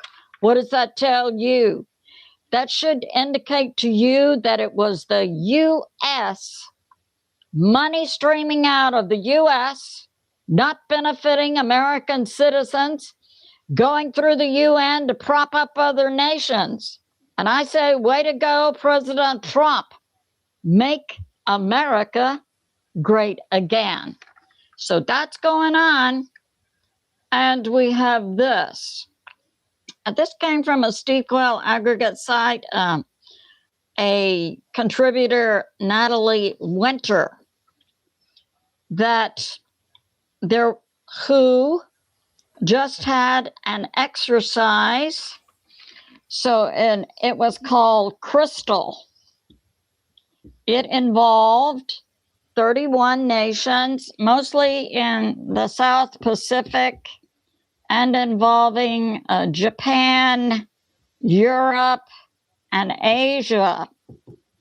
And this was a practice drill that WHO sponsored in December for 31 nations to deal with the pandemic, not from a prepping phase, but from a get ready phase, that it's coming. And what is coming, according to WHO, and recall, we now know that the COVID was a bioweapon that was released on Earth, coordinated by the deep state, where we saw government after government, just like dominoes, falling down and closing and going to lockdown, a global bioweapon. I believe that WHO is now prepping the world for a second bioweapon that will be a new respiratory illness. Now, I have been hearing from sources about some type of new novel respiratory illness affecting thousands of people in the U.S. And the people go to the doctor, and the doctor just prescribes them what they would for the flu, but the doctors say, we don't know what this is. Well, I submit that the deep state controlled WHO likely does know what it is. And I submit this. Don't be surprised if suddenly the big pharma has a vaccine for this new unknown respiratory illness. So I'm just saying. So that's going on. And we have this. But President Trump has taken the U.S. out of the UN and also out of WHO. Epstein. Now, this is very interesting.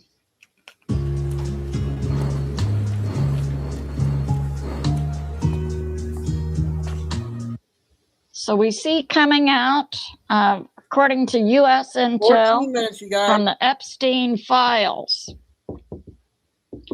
that the prison guard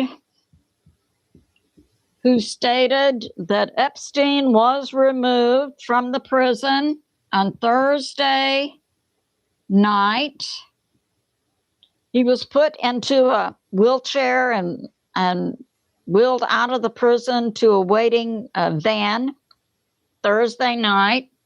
And then August 10, 2019, on Friday morning, is allegedly when he was found as a suicide. Well, The Epstein files are now helping to corroborate that this actually happened and identifying the prison guard. He had posted on 4chan, and then an investigation was launched into who is this individual, and his identity has been verified in the Epstein files. His name is Roberto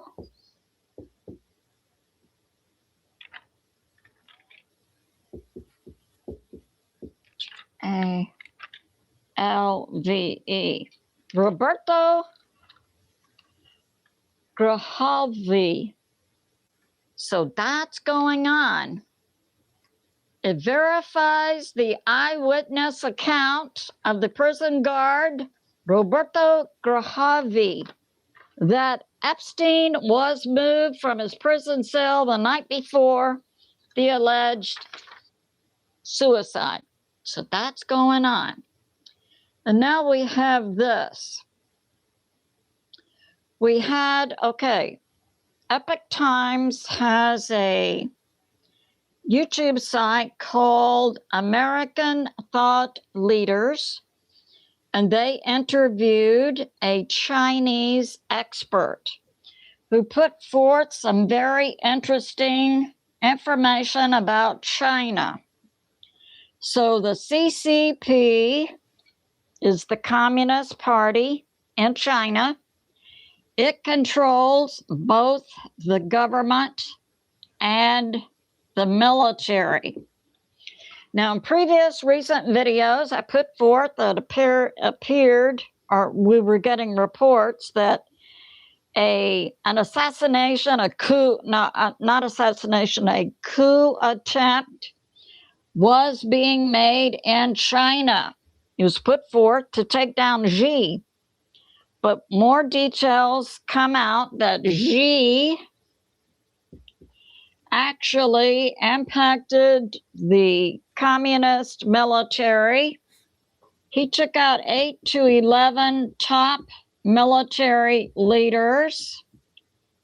And this Chinese expert says that by doing this, Xi violated all rules of the CCP, both those who are known and rules that are secret with the CCP, and that Xi, paying people to purge these military leaders out of the communist military, has now left an extreme vacuum in the CCP military with no real professional military leaders, nor any military leaders who have combat experience, and no Chinese military leaders who actually have military training.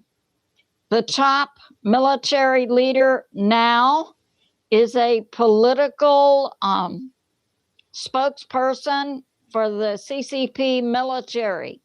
He has no military experience or training.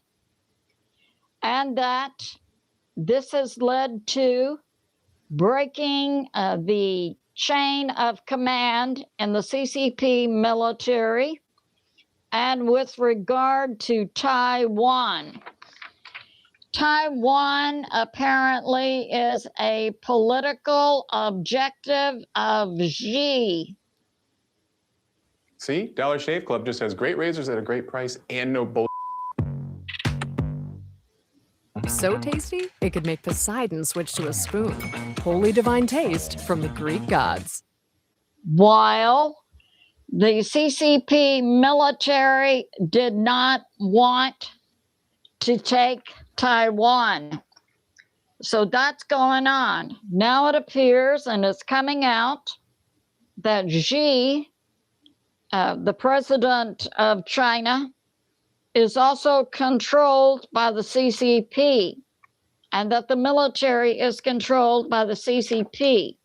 So Xi doesn't have the second title as President Trump is President and Commander-in-Chief of the military. Xi is a political position who's also controlled by the CCP, and Xi does not have that second title of Commander-in-Chief of the CCP military.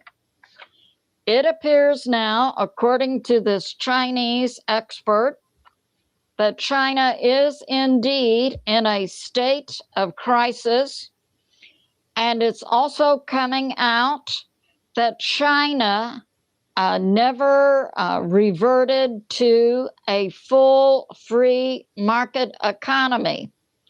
The CCP allowed some free market events to occur in China. The sole reason was to attract Western investors in China, but the CCP never allowed free market to operate in China because the CCP did not want a middle class in China, Chinese citizens who would demand more political power. And we see in the economy in China a real crisis now in terms of the impact of President Trump's strategic plan tariffs to also take down and decrease the strength of any nation that poses a threat to the U.S. and recall.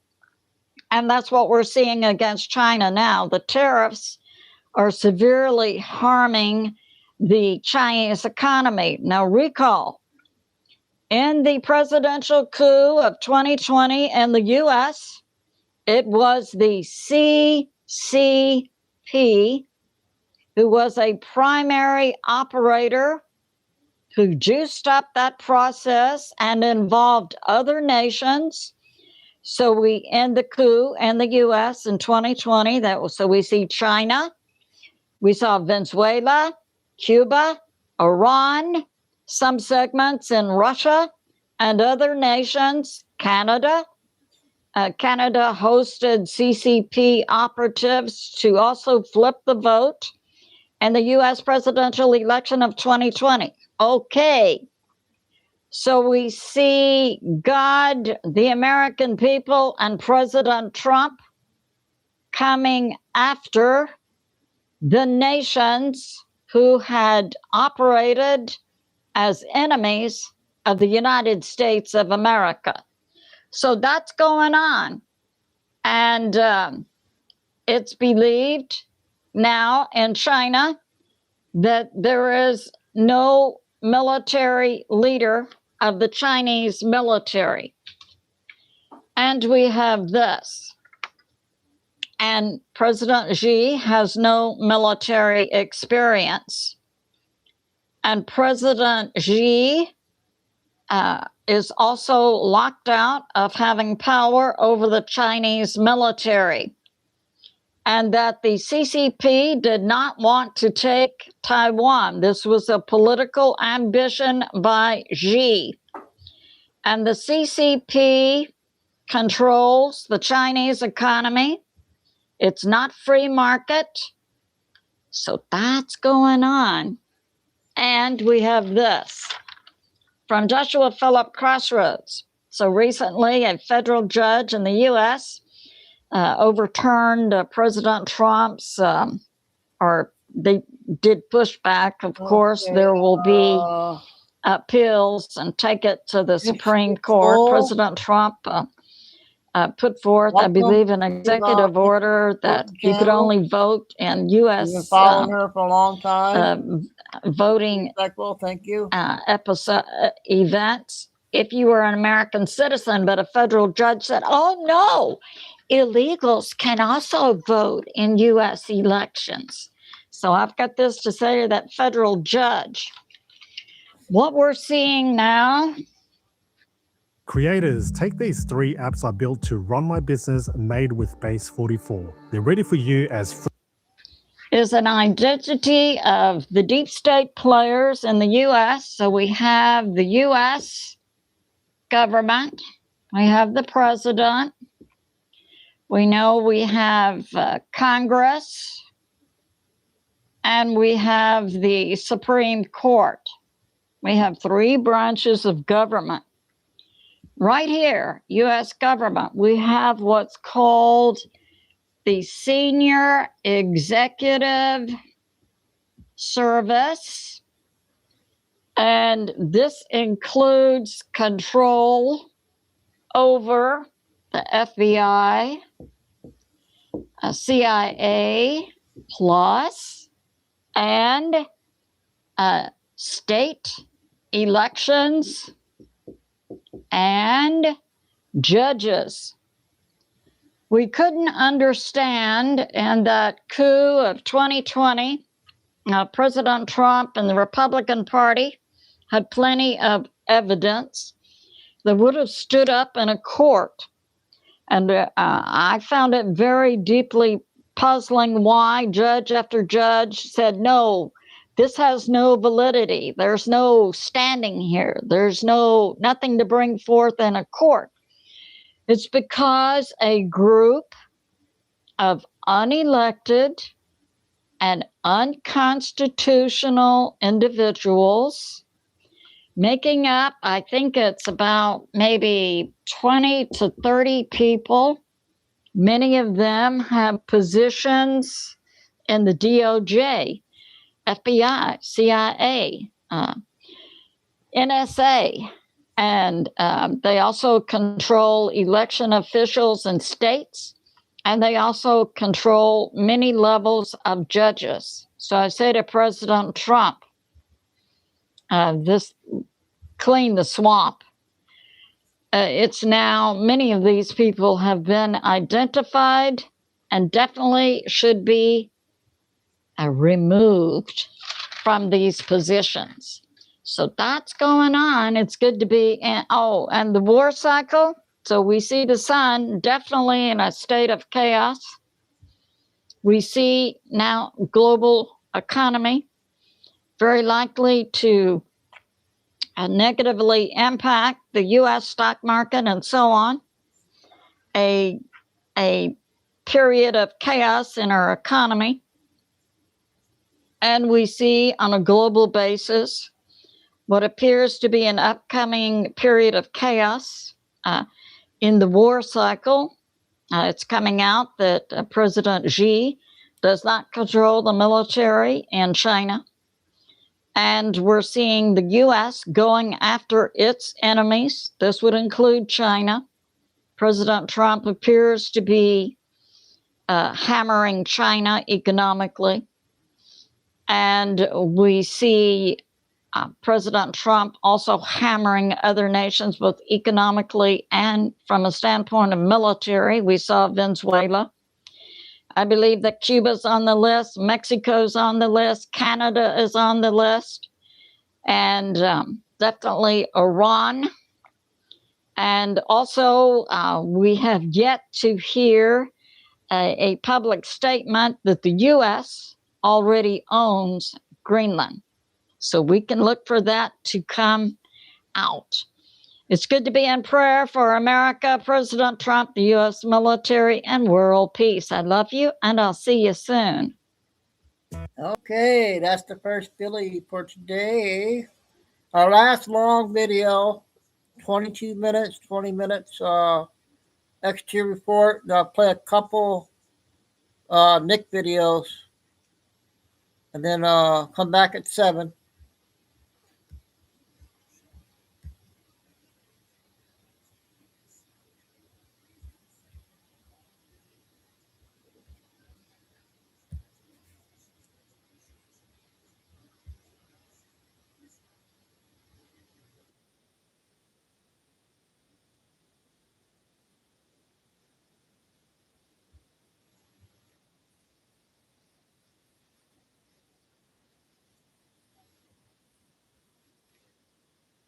Minutes.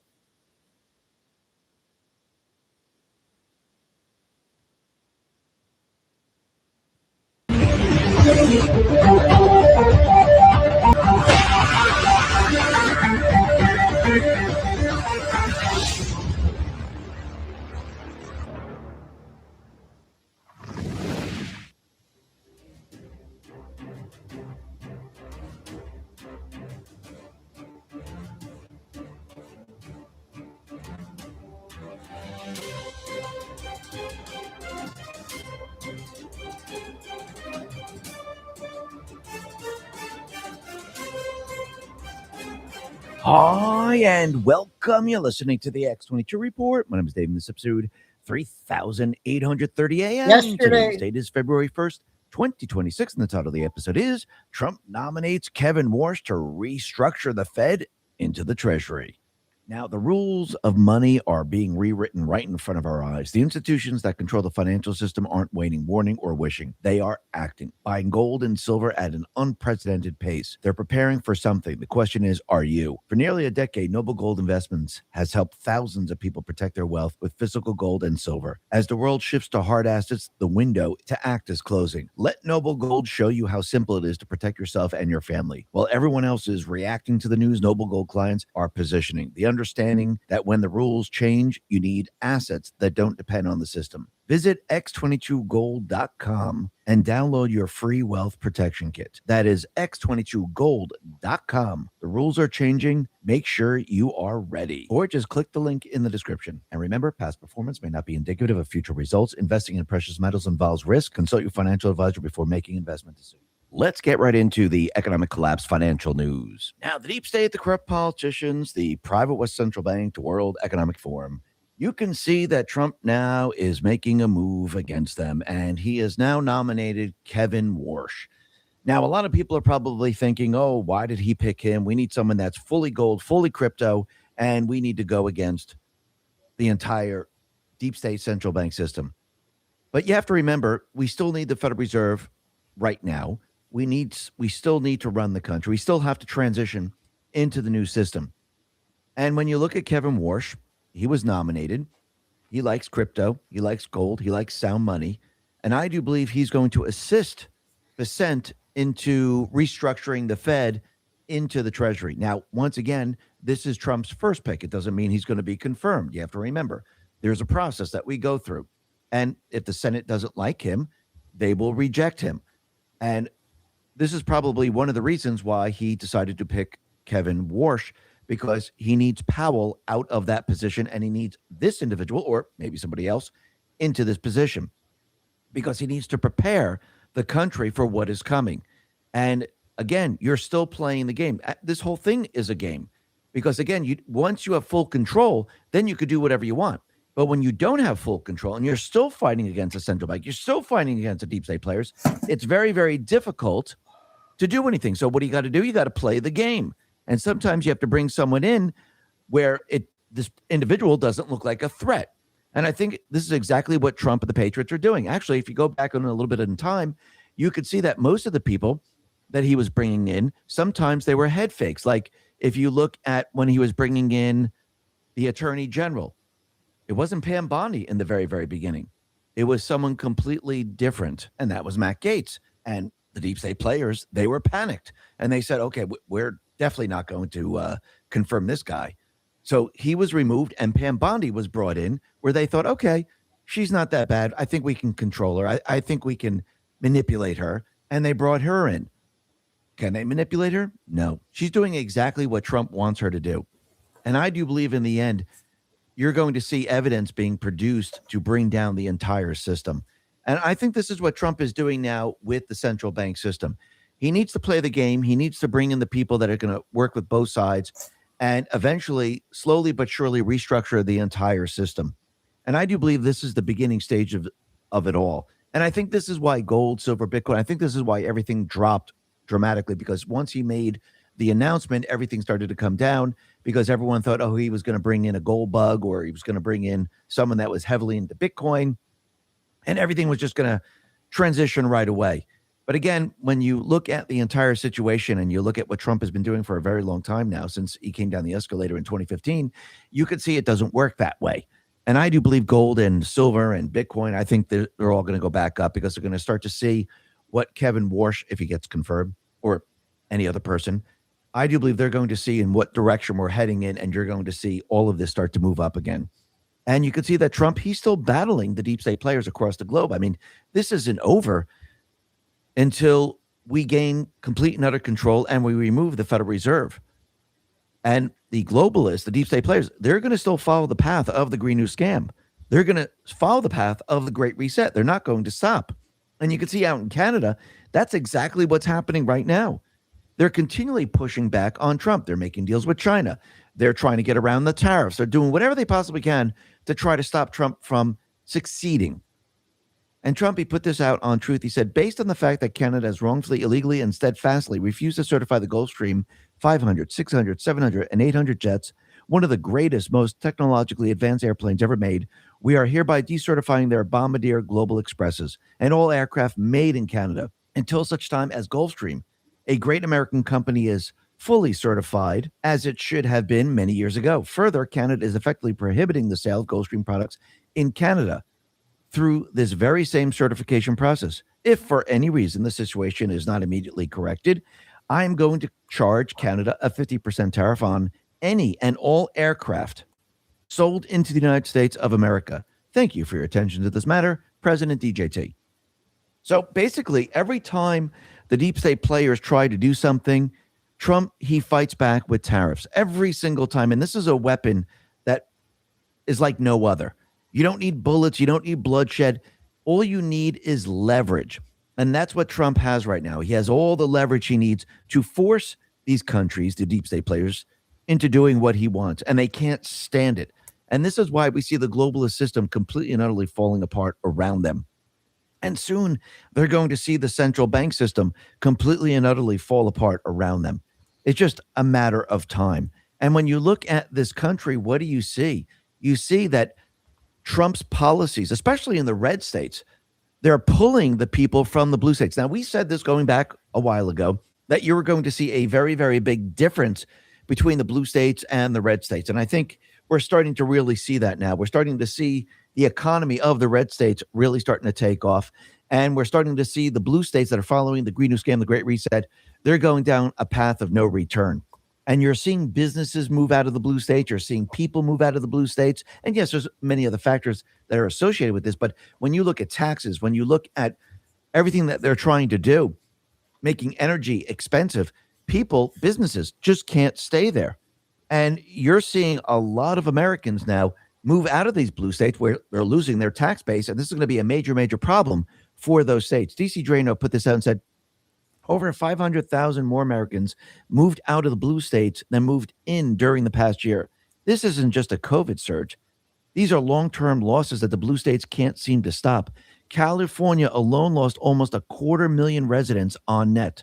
Just devastating. And when you look at the states that are gaining people, are North Carolina, 84,000, Texas, 67,000, South Carolina, 66,000, Tennessee, 42,000, Arizona, 31,000, Georgia, 27,000, Alabama, 23,000, Florida, 22,000, Idaho, 19,000, Nevada, 14,000. And when you look at the people that are leaving the states, I think this is very clear. Connecticut, 5,000, actually very close to 6,000. Hawaii, 9,000, Colorado, 12,000, Maryland, 12,000, Louisiana, 14,000, Massachusetts, 33,000, New Jersey, 37,000, Illinois, 40. Guess what? Elon Musk is at it again. PayPal, don't forget, he sold that for $1.5 billion. New York, 137,000, California, 229,000 people. And I think that tells you everything you need to know. And it's just going to get worse as time goes on. I mean, if they don't reverse what they're doing right now, their entire base is going to be gone. And the states are going to implode under their ridiculous policies. That's what we're going to see. And you could see that every step of the way. What is Trump doing? He is now building the economic system. He's building the new parallel system to compete with the Federal Reserve. And when you start to really look at it and you really see it, you understand it. Now, the rules of money are being rewritten right in front of our eyes. The institutions that control the financial system aren't waiting, warning, or wishing. They are acting, buying gold and silver at an unprecedented pace. They're preparing for something. The question is, are you? For nearly a decade, Noble Gold Investments has helped thousands of people protect their wealth with physical gold and silver. As the world shifts to hard assets, the window to act is closing. Let Noble Gold show you how simple it is to protect yourself and your family. While everyone else is reacting to the news, Noble Gold clients are positioning. The understanding understanding that when the rules change, you need assets that don't depend on the system. Visit x22gold.com and download your free wealth protection kit. That is x22gold.com. The rules are changing. Make sure you are ready. Or just click the link in the description. And remember, past performance may not be indicative of future results. Investing in precious metals involves risk. Consult your financial advisor before making investment decisions. Trump, he put this out on Truth. He said, U.S. steel production exceeds Japan's for the first time in 26 years. Trump's tariffs, AI data center construction, boom, lifted industry in 2025. So everything that Trump is doing right now, it's working. And the parallel system is coming online. And it's going to get stronger and stronger every single day.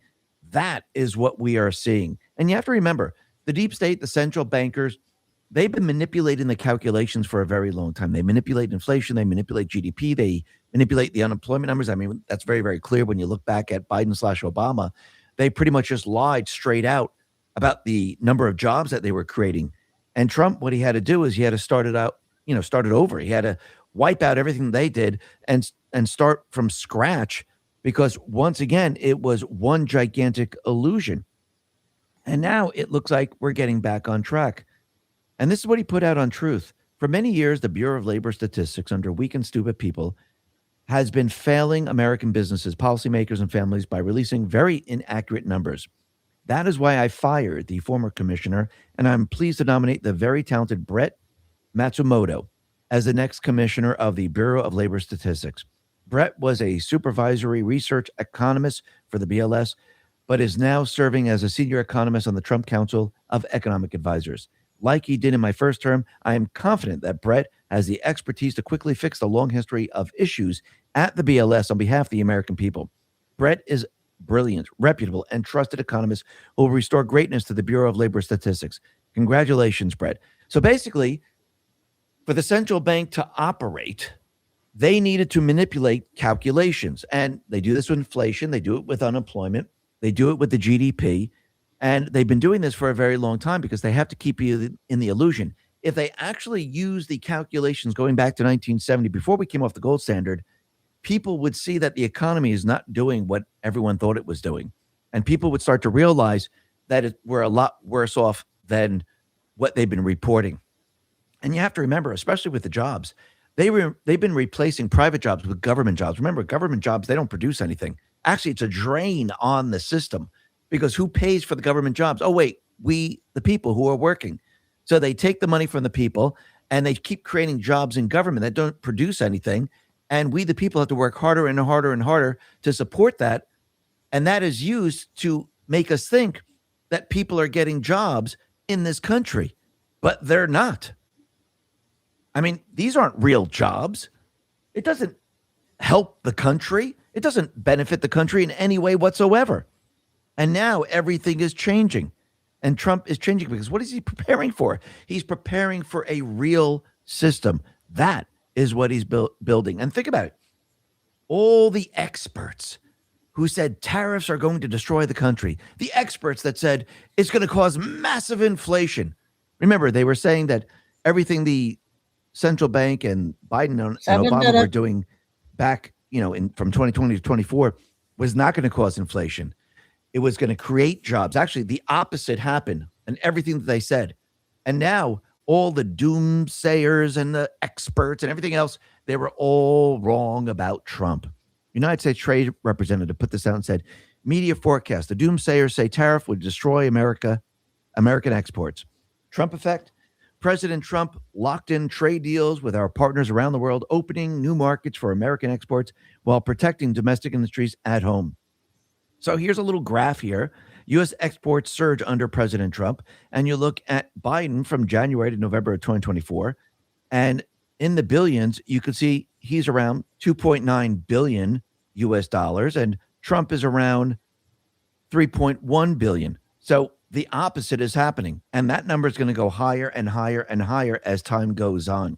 And when you look at inflation, you can see inflation is way below 2%. And this is coming from Trueflation. And I do believe Trueflation is more of an exact calculation, because you have to remember the Fed, if they're manipulating everything else, what do you think they're going to do with their inflation numbers? They're going to manipulate it, especially since Trump is in office. because they don't want the inflation to come down around 2% because that would be the Fed's target. But when you look at true inflation, what do you see? US CPI 0.86%, dropped from 1.24% yesterday.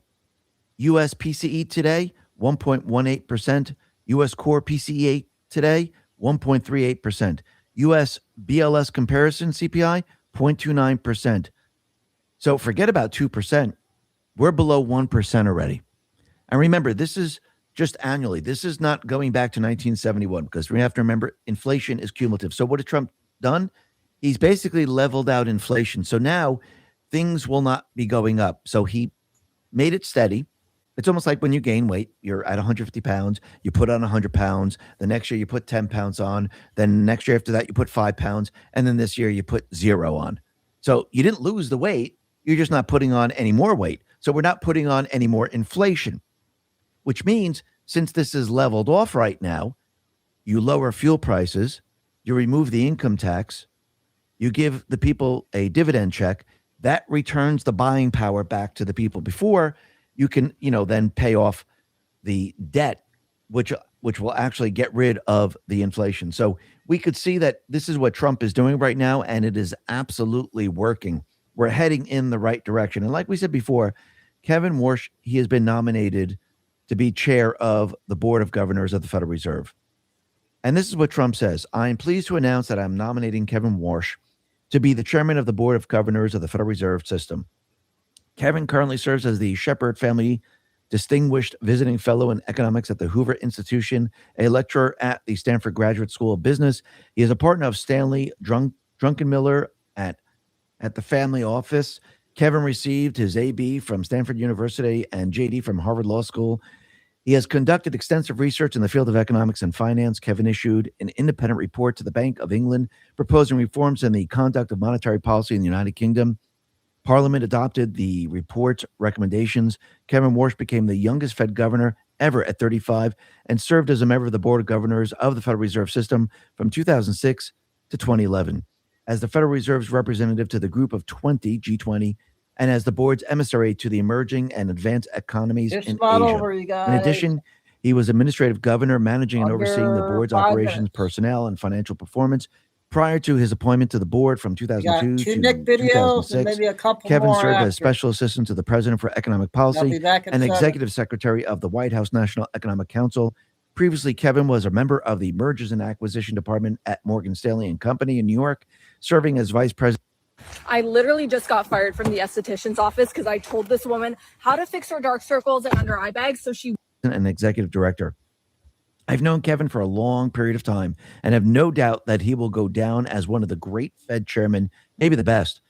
On top of everything else, he's central casting. Very interesting. He uses central casting, and he'll never let you down. Congratulations, Kevin. President DJT. So basically, Warsh has compared Bitcoin favorably to gold as a sustainable store of value, indicating a positive view of gold's role in the financial system. His nomination led to sharp declines in gold and silver prices, and they fell quite a bit, as markets interpreted him as an inflation hawk who might pursue tighter monetary policy, reducing the appeal of precious metals as inflation hedges. This reaction stemmed from fears of less dovish Fed actions, which had previously driven gold rallies amid uncertainty over Fed independence. Warsh's broader hawkish stance on inflation aligns with hard money principles that could indirectly support gold. And Kevin Warsh, he is sound money. He's a strong advocate for sound money principles, emphasizing disciplined anti-inflationary monetary policy. So I do believe, is he there to bring us right to the gold standard as soon as he gets in there? No, I do believe he's there to restructure the Federal Reserve System, to prepare it to be restructured into the Treasury. And you have to remember, Kevin Warsh was a vocal critic against Powell's leadership, echoing Trump's frustration with high interest rates and calling for a regime change at the Fed. So I do believe that Kevin is on the side of Trump. I think he's putting him into this position to restructure the entire system and get it prepared. It's almost like when Trump brought in Kash Patel, Pam Bondi, Tulsi Gabbard, Ratcliffe, Noam. They had to go into their agencies and they had to restructure the agency. They had to, get rid of those people that weren't for the agency, get rid of those sleepers that were going to interfere, and restructure those agencies into a system that would actually go after criminals. So if you look at the Fed, this has to be restructured from a Federal Reserve system that supports the fiat currency into a system that supports sound money, where we can make the transition back to the gold standard. It's not something that you could just snap your fingers and we just go back.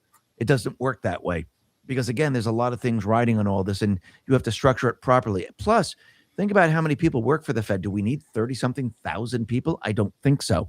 So I do believe he's being put into this position to assist in restructuring the Federal Reserve and preparing it for what is to come. And I do believe this is the direction that we're all heading in. And you can see that Trump now is preparing the country for this. Listen, everyone, thanks a lot for listening. Be well, be safe, and especially be prepared. Thanks a lot. Hey, that was yesterday's X2 report. So that's all with the long ones. We'll get some short ones in. See how many I can get in. We did Billy, long one. We got that one. And Death Clock Lady. A lot of good stuff on the first show here. And still got a few more here. And Nico or Nico, welcome. I don't know if you said anything else yet, but just want to know how long you've been following. Thank you.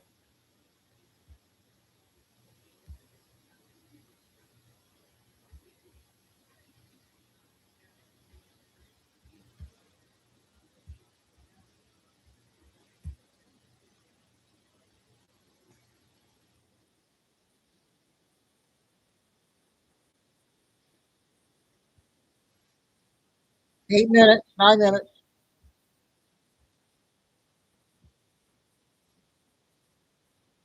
Election evidence from County, Georgia. The deep state is drumming up and is about to launch an all-out, full-blown counterattack and try to destroy Tulsi Gabbard, Kash Patel, and Trump in the process to sabotage the investigation and the evidence before it comes out. The fake news media is now reporting that there is evidence that implicates Tulsi Gabbard in the Trump administration that is so explosive and so massive, it has to be locked in a safe. Because if it were to be disclosed, it would destroy national security. That's how bad it is. And ladies and gentlemen, get this, because it gets better. The architects behind this attack are the very same people that orchestrated Trump's first impeachment from his first administration. Go figure. Now, I'll be the first to tell you that the reason they're doing this is obvious, because they're absolutely terrified and they know that the Trump administration is over the target. Now, ladies and gentlemen, we're going to break all this down.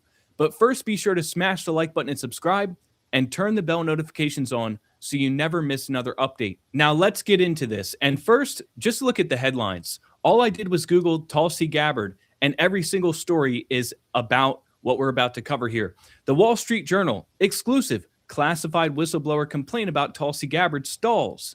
The Daily Beast, Director of National Intelligence, Tulsi Gabbard accused of stalling, secret whistleblower complaint. Yahoo News, is Tulsi Gabbard blocking a huge whistleblower complaint against her?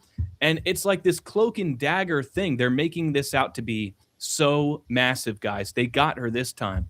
So this is the raw story. And this is a copy paste of the Wall Street Journal, which is behind a paywall. But it's the same story. The headline, explosive whistleblower claim against Tulsi Gabbard locked in safe by Trump admin. So they're saying that there is a whistleblower that came forward and alleged corruption involving Tulsi Gabbard, and Democrat lawmakers have been trying to review the whistleblower complaint, but Tulsi Gabbard is claiming executive privilege and saying that it could compromise national intelligence if they were to review this, because Tulsi Gabbard knows, of course, the first thing they're going to do is run straight to the media. And that could compromise and jeopardize the ongoing investigation into both the domestic election interference in Fulton County and the foreign influence that Tulsi Gabbard is investigating. But what they're trying to do, obviously, is drum up a bunch of outrage and get people to demand the disclosure of this information, because they want to jeopardize and sabotage and compromise the Trump administration's pursuit all of proving upset. that the 2020 election was stolen and smear Tulsi Gabbard and jeopardize the investigation. Mark my words, this is what they're trying to do here. You have to read between the lines and see this coming. They are going to try to use this complaint to make Tulsi Gabbard out to be a security risk. They're not just trying to damage her reputation. They're going to try to paralyze her hand before she can sign the order to declassify the Fulton County evidence before it comes out. And so here's the game plan. What they're going to try to do, they can't stop Tulsi Gabbard with the DOJ. We control the DOJ. They can't stop her with Congress because Republicans have a majority. So they're going to go to the one place that they still control, the DC courts. And they've got this attorney that was behind the Trump impeachment one that is probably getting ready to file a lawsuit and ask a liberal judge to issue an emergency injunction and try to get the courts to say that nobody can touch these boxes, nobody can declassify these files, and effectively freeze the evidence in legal purgatory for a period of time. So this is a race against time. The evidence is on her desk. She has it. She's preparing to declassify it, and the deep state is trying to beat her to the punch. And look how they're painting this. A cloak and dagger mystery reminiscent of John le Carre novel is swirling around the complaint, which is said to be locked in a safe. It also implicates another federal agency beyond Gabbard's and raises potential claims of executive privilege that may involve the White House, officials said. Now, if you're saying that it involves another federal agency, I'm going to guess that's probably the FBI, considering that this complaint is supposedly 8 months old, but it's only now coming out a couple of days after the raid at Fulton County, and they're trying to smear Tulsi Gabbard because she was seen at the Fulton County warehouse. And I'm assuming they're also trying to smear Kash Patel and the FBI, as well as President Trump. They say lodged last May with the intelligence community's inspector general. The complaint's contents remain unknown, though the Journal reported a U.S. intelligence official has alleged wrongdoing by Director of National Intelligence Tulsi Gabbard. So this evidence they're referring to comes from an intelligence official that lodged the complaint with the community's inspector general. And the intelligence official could be active or could be one of the people that was fired by Tulsi Gabbard. They go on to say, if disclosed, could cause grave damage to national security, one official told the Journal on the condition of anonymity. Now, take a look at this part. If you have any doubt that this is 100% related to Fulton County and this is just a smear campaign that they're trying to launch as a retaliation attack, they say its existence was first made known to lawmakers last November after the whistleblower's attorney sent a letter to Gabbard accusing her office of blocking lawmakers' access to it. So we have a whistleblower's complaint that was made back in May from an intelligence official. Then the Democrat lawmakers, they tried to get access to see what the complaint was. And in November, the whistleblower's attorney sent a letter to Tulsi Gabbard. Switch to TurboTax and file your own taxes free in the app if you didn't file with us last year. Just file with Turbo. Accusing her of stalling and blocking their access to it. So the most recent action took place back in November, but we're not hearing a word about this until Monday, February 2nd, just a couple days after the raid at Fulton County. So it's almost like they've had this thing on the sidelines ready to go in case they needed to attack Tulsi Gabbard. And it's like a break glass in case of emergency kind of thing. And the raid at Fulton County was the emergency. So now they're breaking the glass. And like I said in the beginning, this is being orchestrated by the very architects of the Trump impeachment hoax, number one, the Ukraine phone call hoax. So this is from the attorney representing the whistleblower, Andrew Bakaj. He said, from my experience, it is confounding for Gabbard's office to take weeks, let alone 8 months to transmit a disclosure to Congress. And here's where they even admit it. Bakaj also had represented the Central Intelligence Agency officer who filed the 2019 whistleblower complaint that led to Trump's first impeachment. And so this is their guy, Andrew P. Bakaj, former CIA officer, Ukrainian American. He has the Ukraine flag in his bio here. Attorney leading a national security law firm, Compass Rose Legal Group, and chief counsel at Whistleblower Aid. This is the guy. And I'm telling you, he's getting ready to walk into a DC courtroom, ask for a liberal judge, and get an emergency injunction because he wants the court to freeze the evidence to preserve the status quo and keep, everything on ice for as long as possible. He wants to handcuff Tulsi Gabbard with a lawsuit so that if she declassifies the truth, she goes to jail for contempt of court. And they're trying to move the evidence from a secure room, to an evidence locker for as long as they can and stall this thing. And they've got their guy who's ready to go. And look at him. He's ready. Put me in, coach. Yes, Deep State. I will do it for you. I will take down Orange Man. I will protect you, Deep State, as I always have. So, ladies and gentlemen, that's what's happening. That's what's on the horizon. That's what they're up to. And we should have known at least, that an attack was coming. And they're about to launch a full-blown all-out assault because they're panicked right now. They are absolutely terrified. As soon as they saw Tulsi Gabbard, all hell broke loose. And it is going to be a bumpy ride, folks. And we should have known that well in advance. Okay, that's the one there. I got one more. And I'm going to finish off the last two with two Q videos. And I'll be back at 7.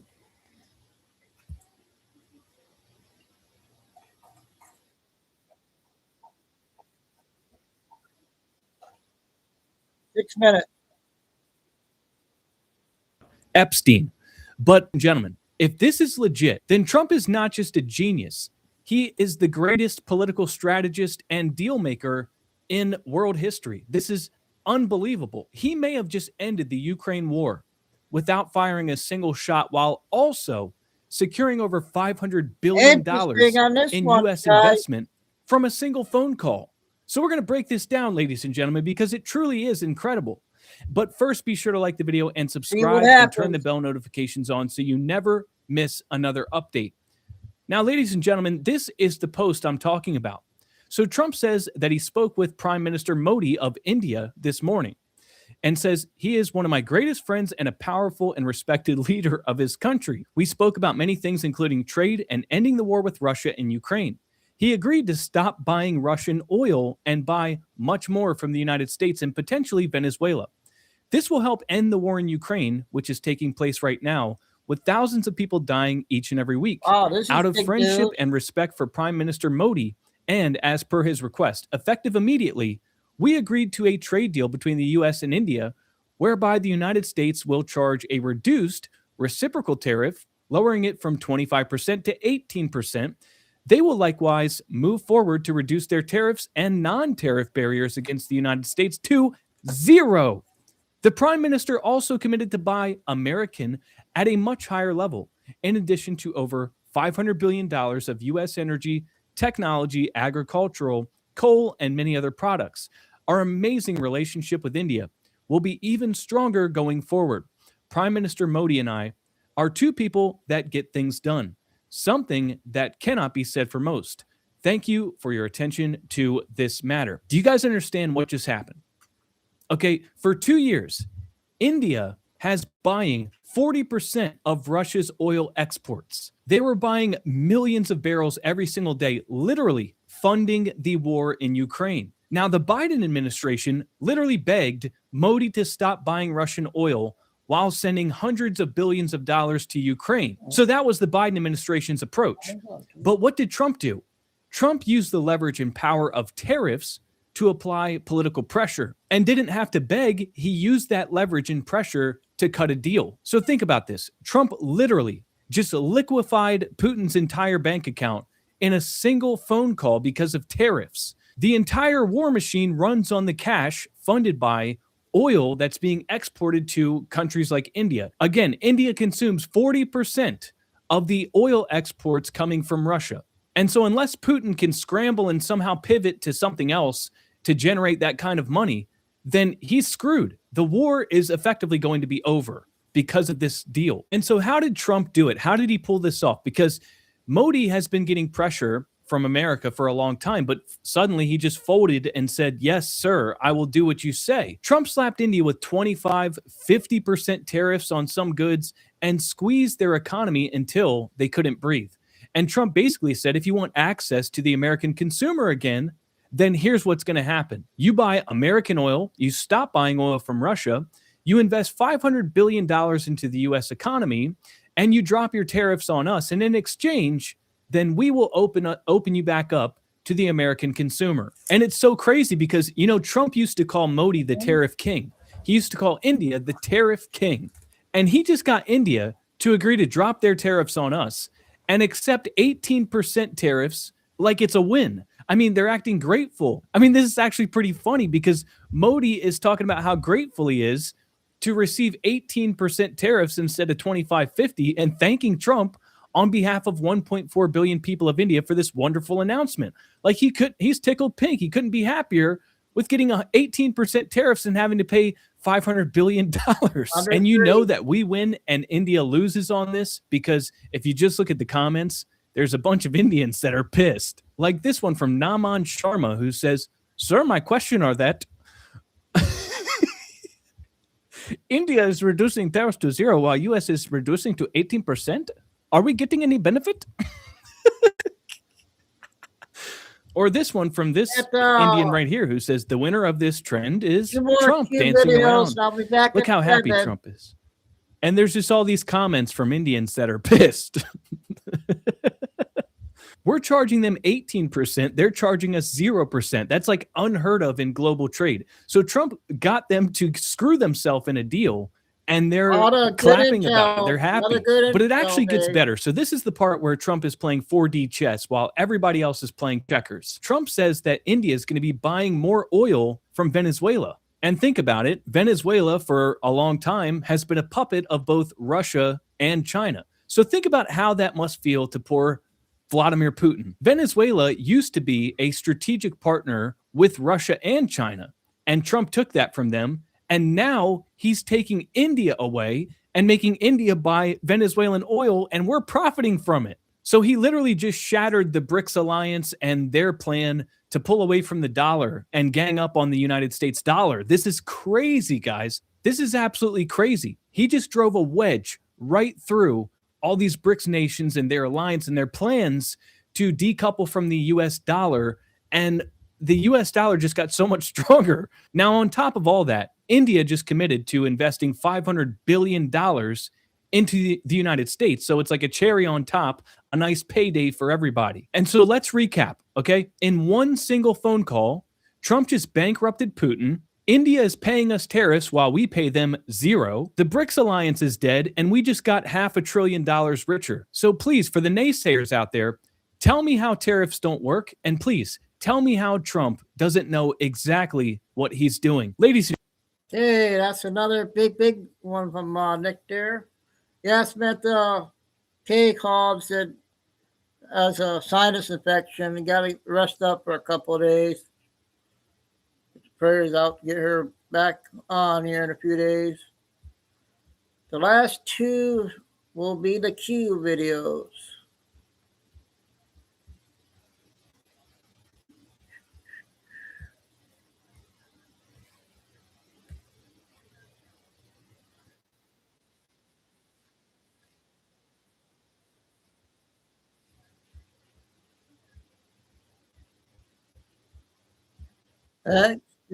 Hopefully it'll be okay. Wyoming. We now know why.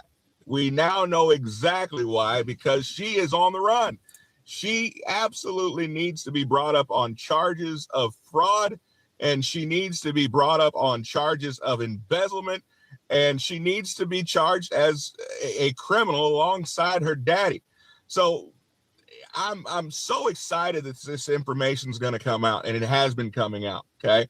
Now, this is the deal. I don't want most of you guys to get frustrated that it happened. I want you guys to focus on the fact that this information now that came out that completely exonerates Trump, that it's coming out.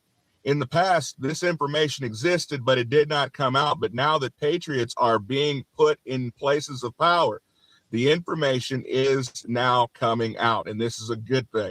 So let me tell you what's going on. So we all know about the sham January 6th committee. That was supposed to be a bipartisan deal. They took the most awful ideas. I mean, just the people they put in place, Kissinger, you name it, Liz Cheney. They took Republicans that were the dirtiest of the dirtiest Republicans and tried to say it was bipartisan, which it was anything but. Well, along this whole thing has been predicated in all these cases that have come about, especially Jack Smith's case, which is now completely shot because of this information. everything was being predicated on the fact that Donald Trump had a part to play in the January 6th riot. Okay. We all knew that that wasn't the case, but we now know, outside of only see you at 7. keeping and holding back the last tweet that Donald Trump put up on Twitter stating that go home, you need to remain peaceful. We are the party of law and order. This is not who we are. Rather than putting that on blast and just ending the debate about Donald Trump somehow starting an insurrection, they kept that from the American people because it didn't fit the narrative. Now we find that it was much more sinister than that. So Anthony Ornato, who was the deputy chief of staff, if you guys were wondering why. Okay, well, this will be the last Q video. Take a dinner break, and I'll be back at 7.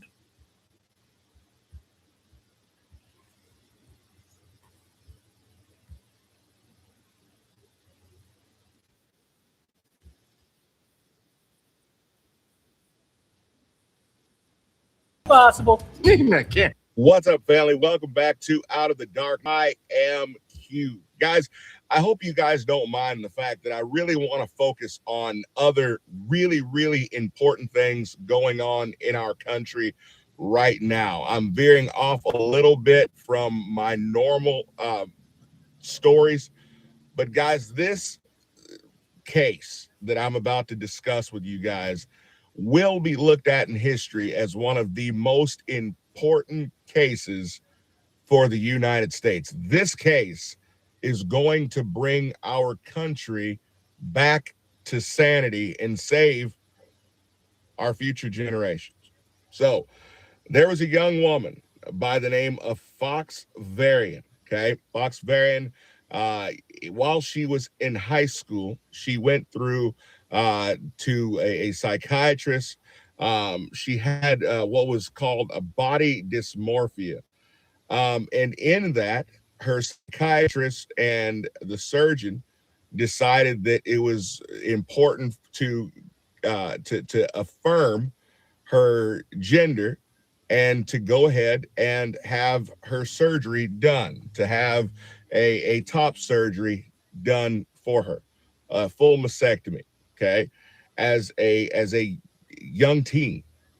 Now, in the state of New York, her mother was against the idea of having this surgery done. Her mother did not want it to happen, but understanding that the way that the laws were written in New York, if she did not affirm her child, she could lose her child. And then she was also told by the psychiatrist that this was the only way to move forward. Otherwise, she could possibly risk other more serious outcomes by the child self-harming and those types of things. So they never gave any type of thought to the fact that she suffered from depression, autism, that she had social phobia and anxiety issues. They never looked at those issues at all. They just pushed forward to start medications that were irreversible and surgery. Well, now this woman who has grown up, become an adult, is now saying that she didn't want any of these things. She was just told that this was the way that she needed to move forward. So she has now sued the doctor and sued the psychiatrist, the surgeon and the psychiatrist, for what amounts to be about $2 million. Okay. And she has won this case. Guys, this is absolutely humongous. There are going to be more cases like this, and there's actually about 4 others that are currently going on right now. But for this to be won in the state of New York is huge, because there's not going to be a single malpractice insurance company that will touch a doctor that is performing these types of surgeries. They're not going to do it.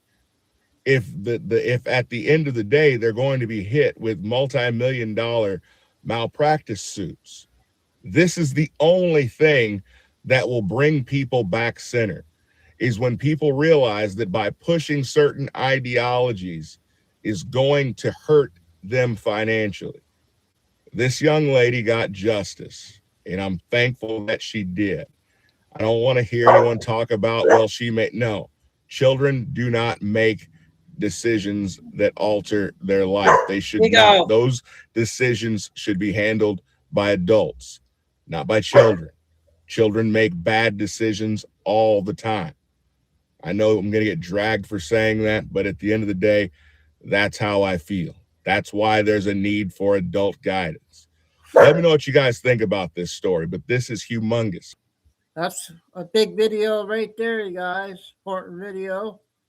Okay, that's going to wrap it up for show number 1. A lot of good stuff again. I don't know how many days, I don't know, just playing it day by day with the news, so see how many shows I can do in one day, because there's a lot to get out. So, Carol, Tim, Lucy, hopefully Ann will be in soon. Okay, getting rest. Welcome to the new names in chat. If they say anything, they didn't really respond. Yep, like I said, I try to take a break and try to get as much as out when I can. Bad weather day again. God bless. Love all of our places. Like, make sure you guys please go to the description box and sub to the backup channels I got there. Seems like nobody's going over there and subbing to the backup. We got to get everybody from here over to the backup channels. Let's go to the description box. Thank you, and God bless. Stay safe, stay strong, keep the faith, and never give up. Signing off, Chico Nude for dinner time, and be back at 7. Yep, thanks, you guys. See you in a little bit.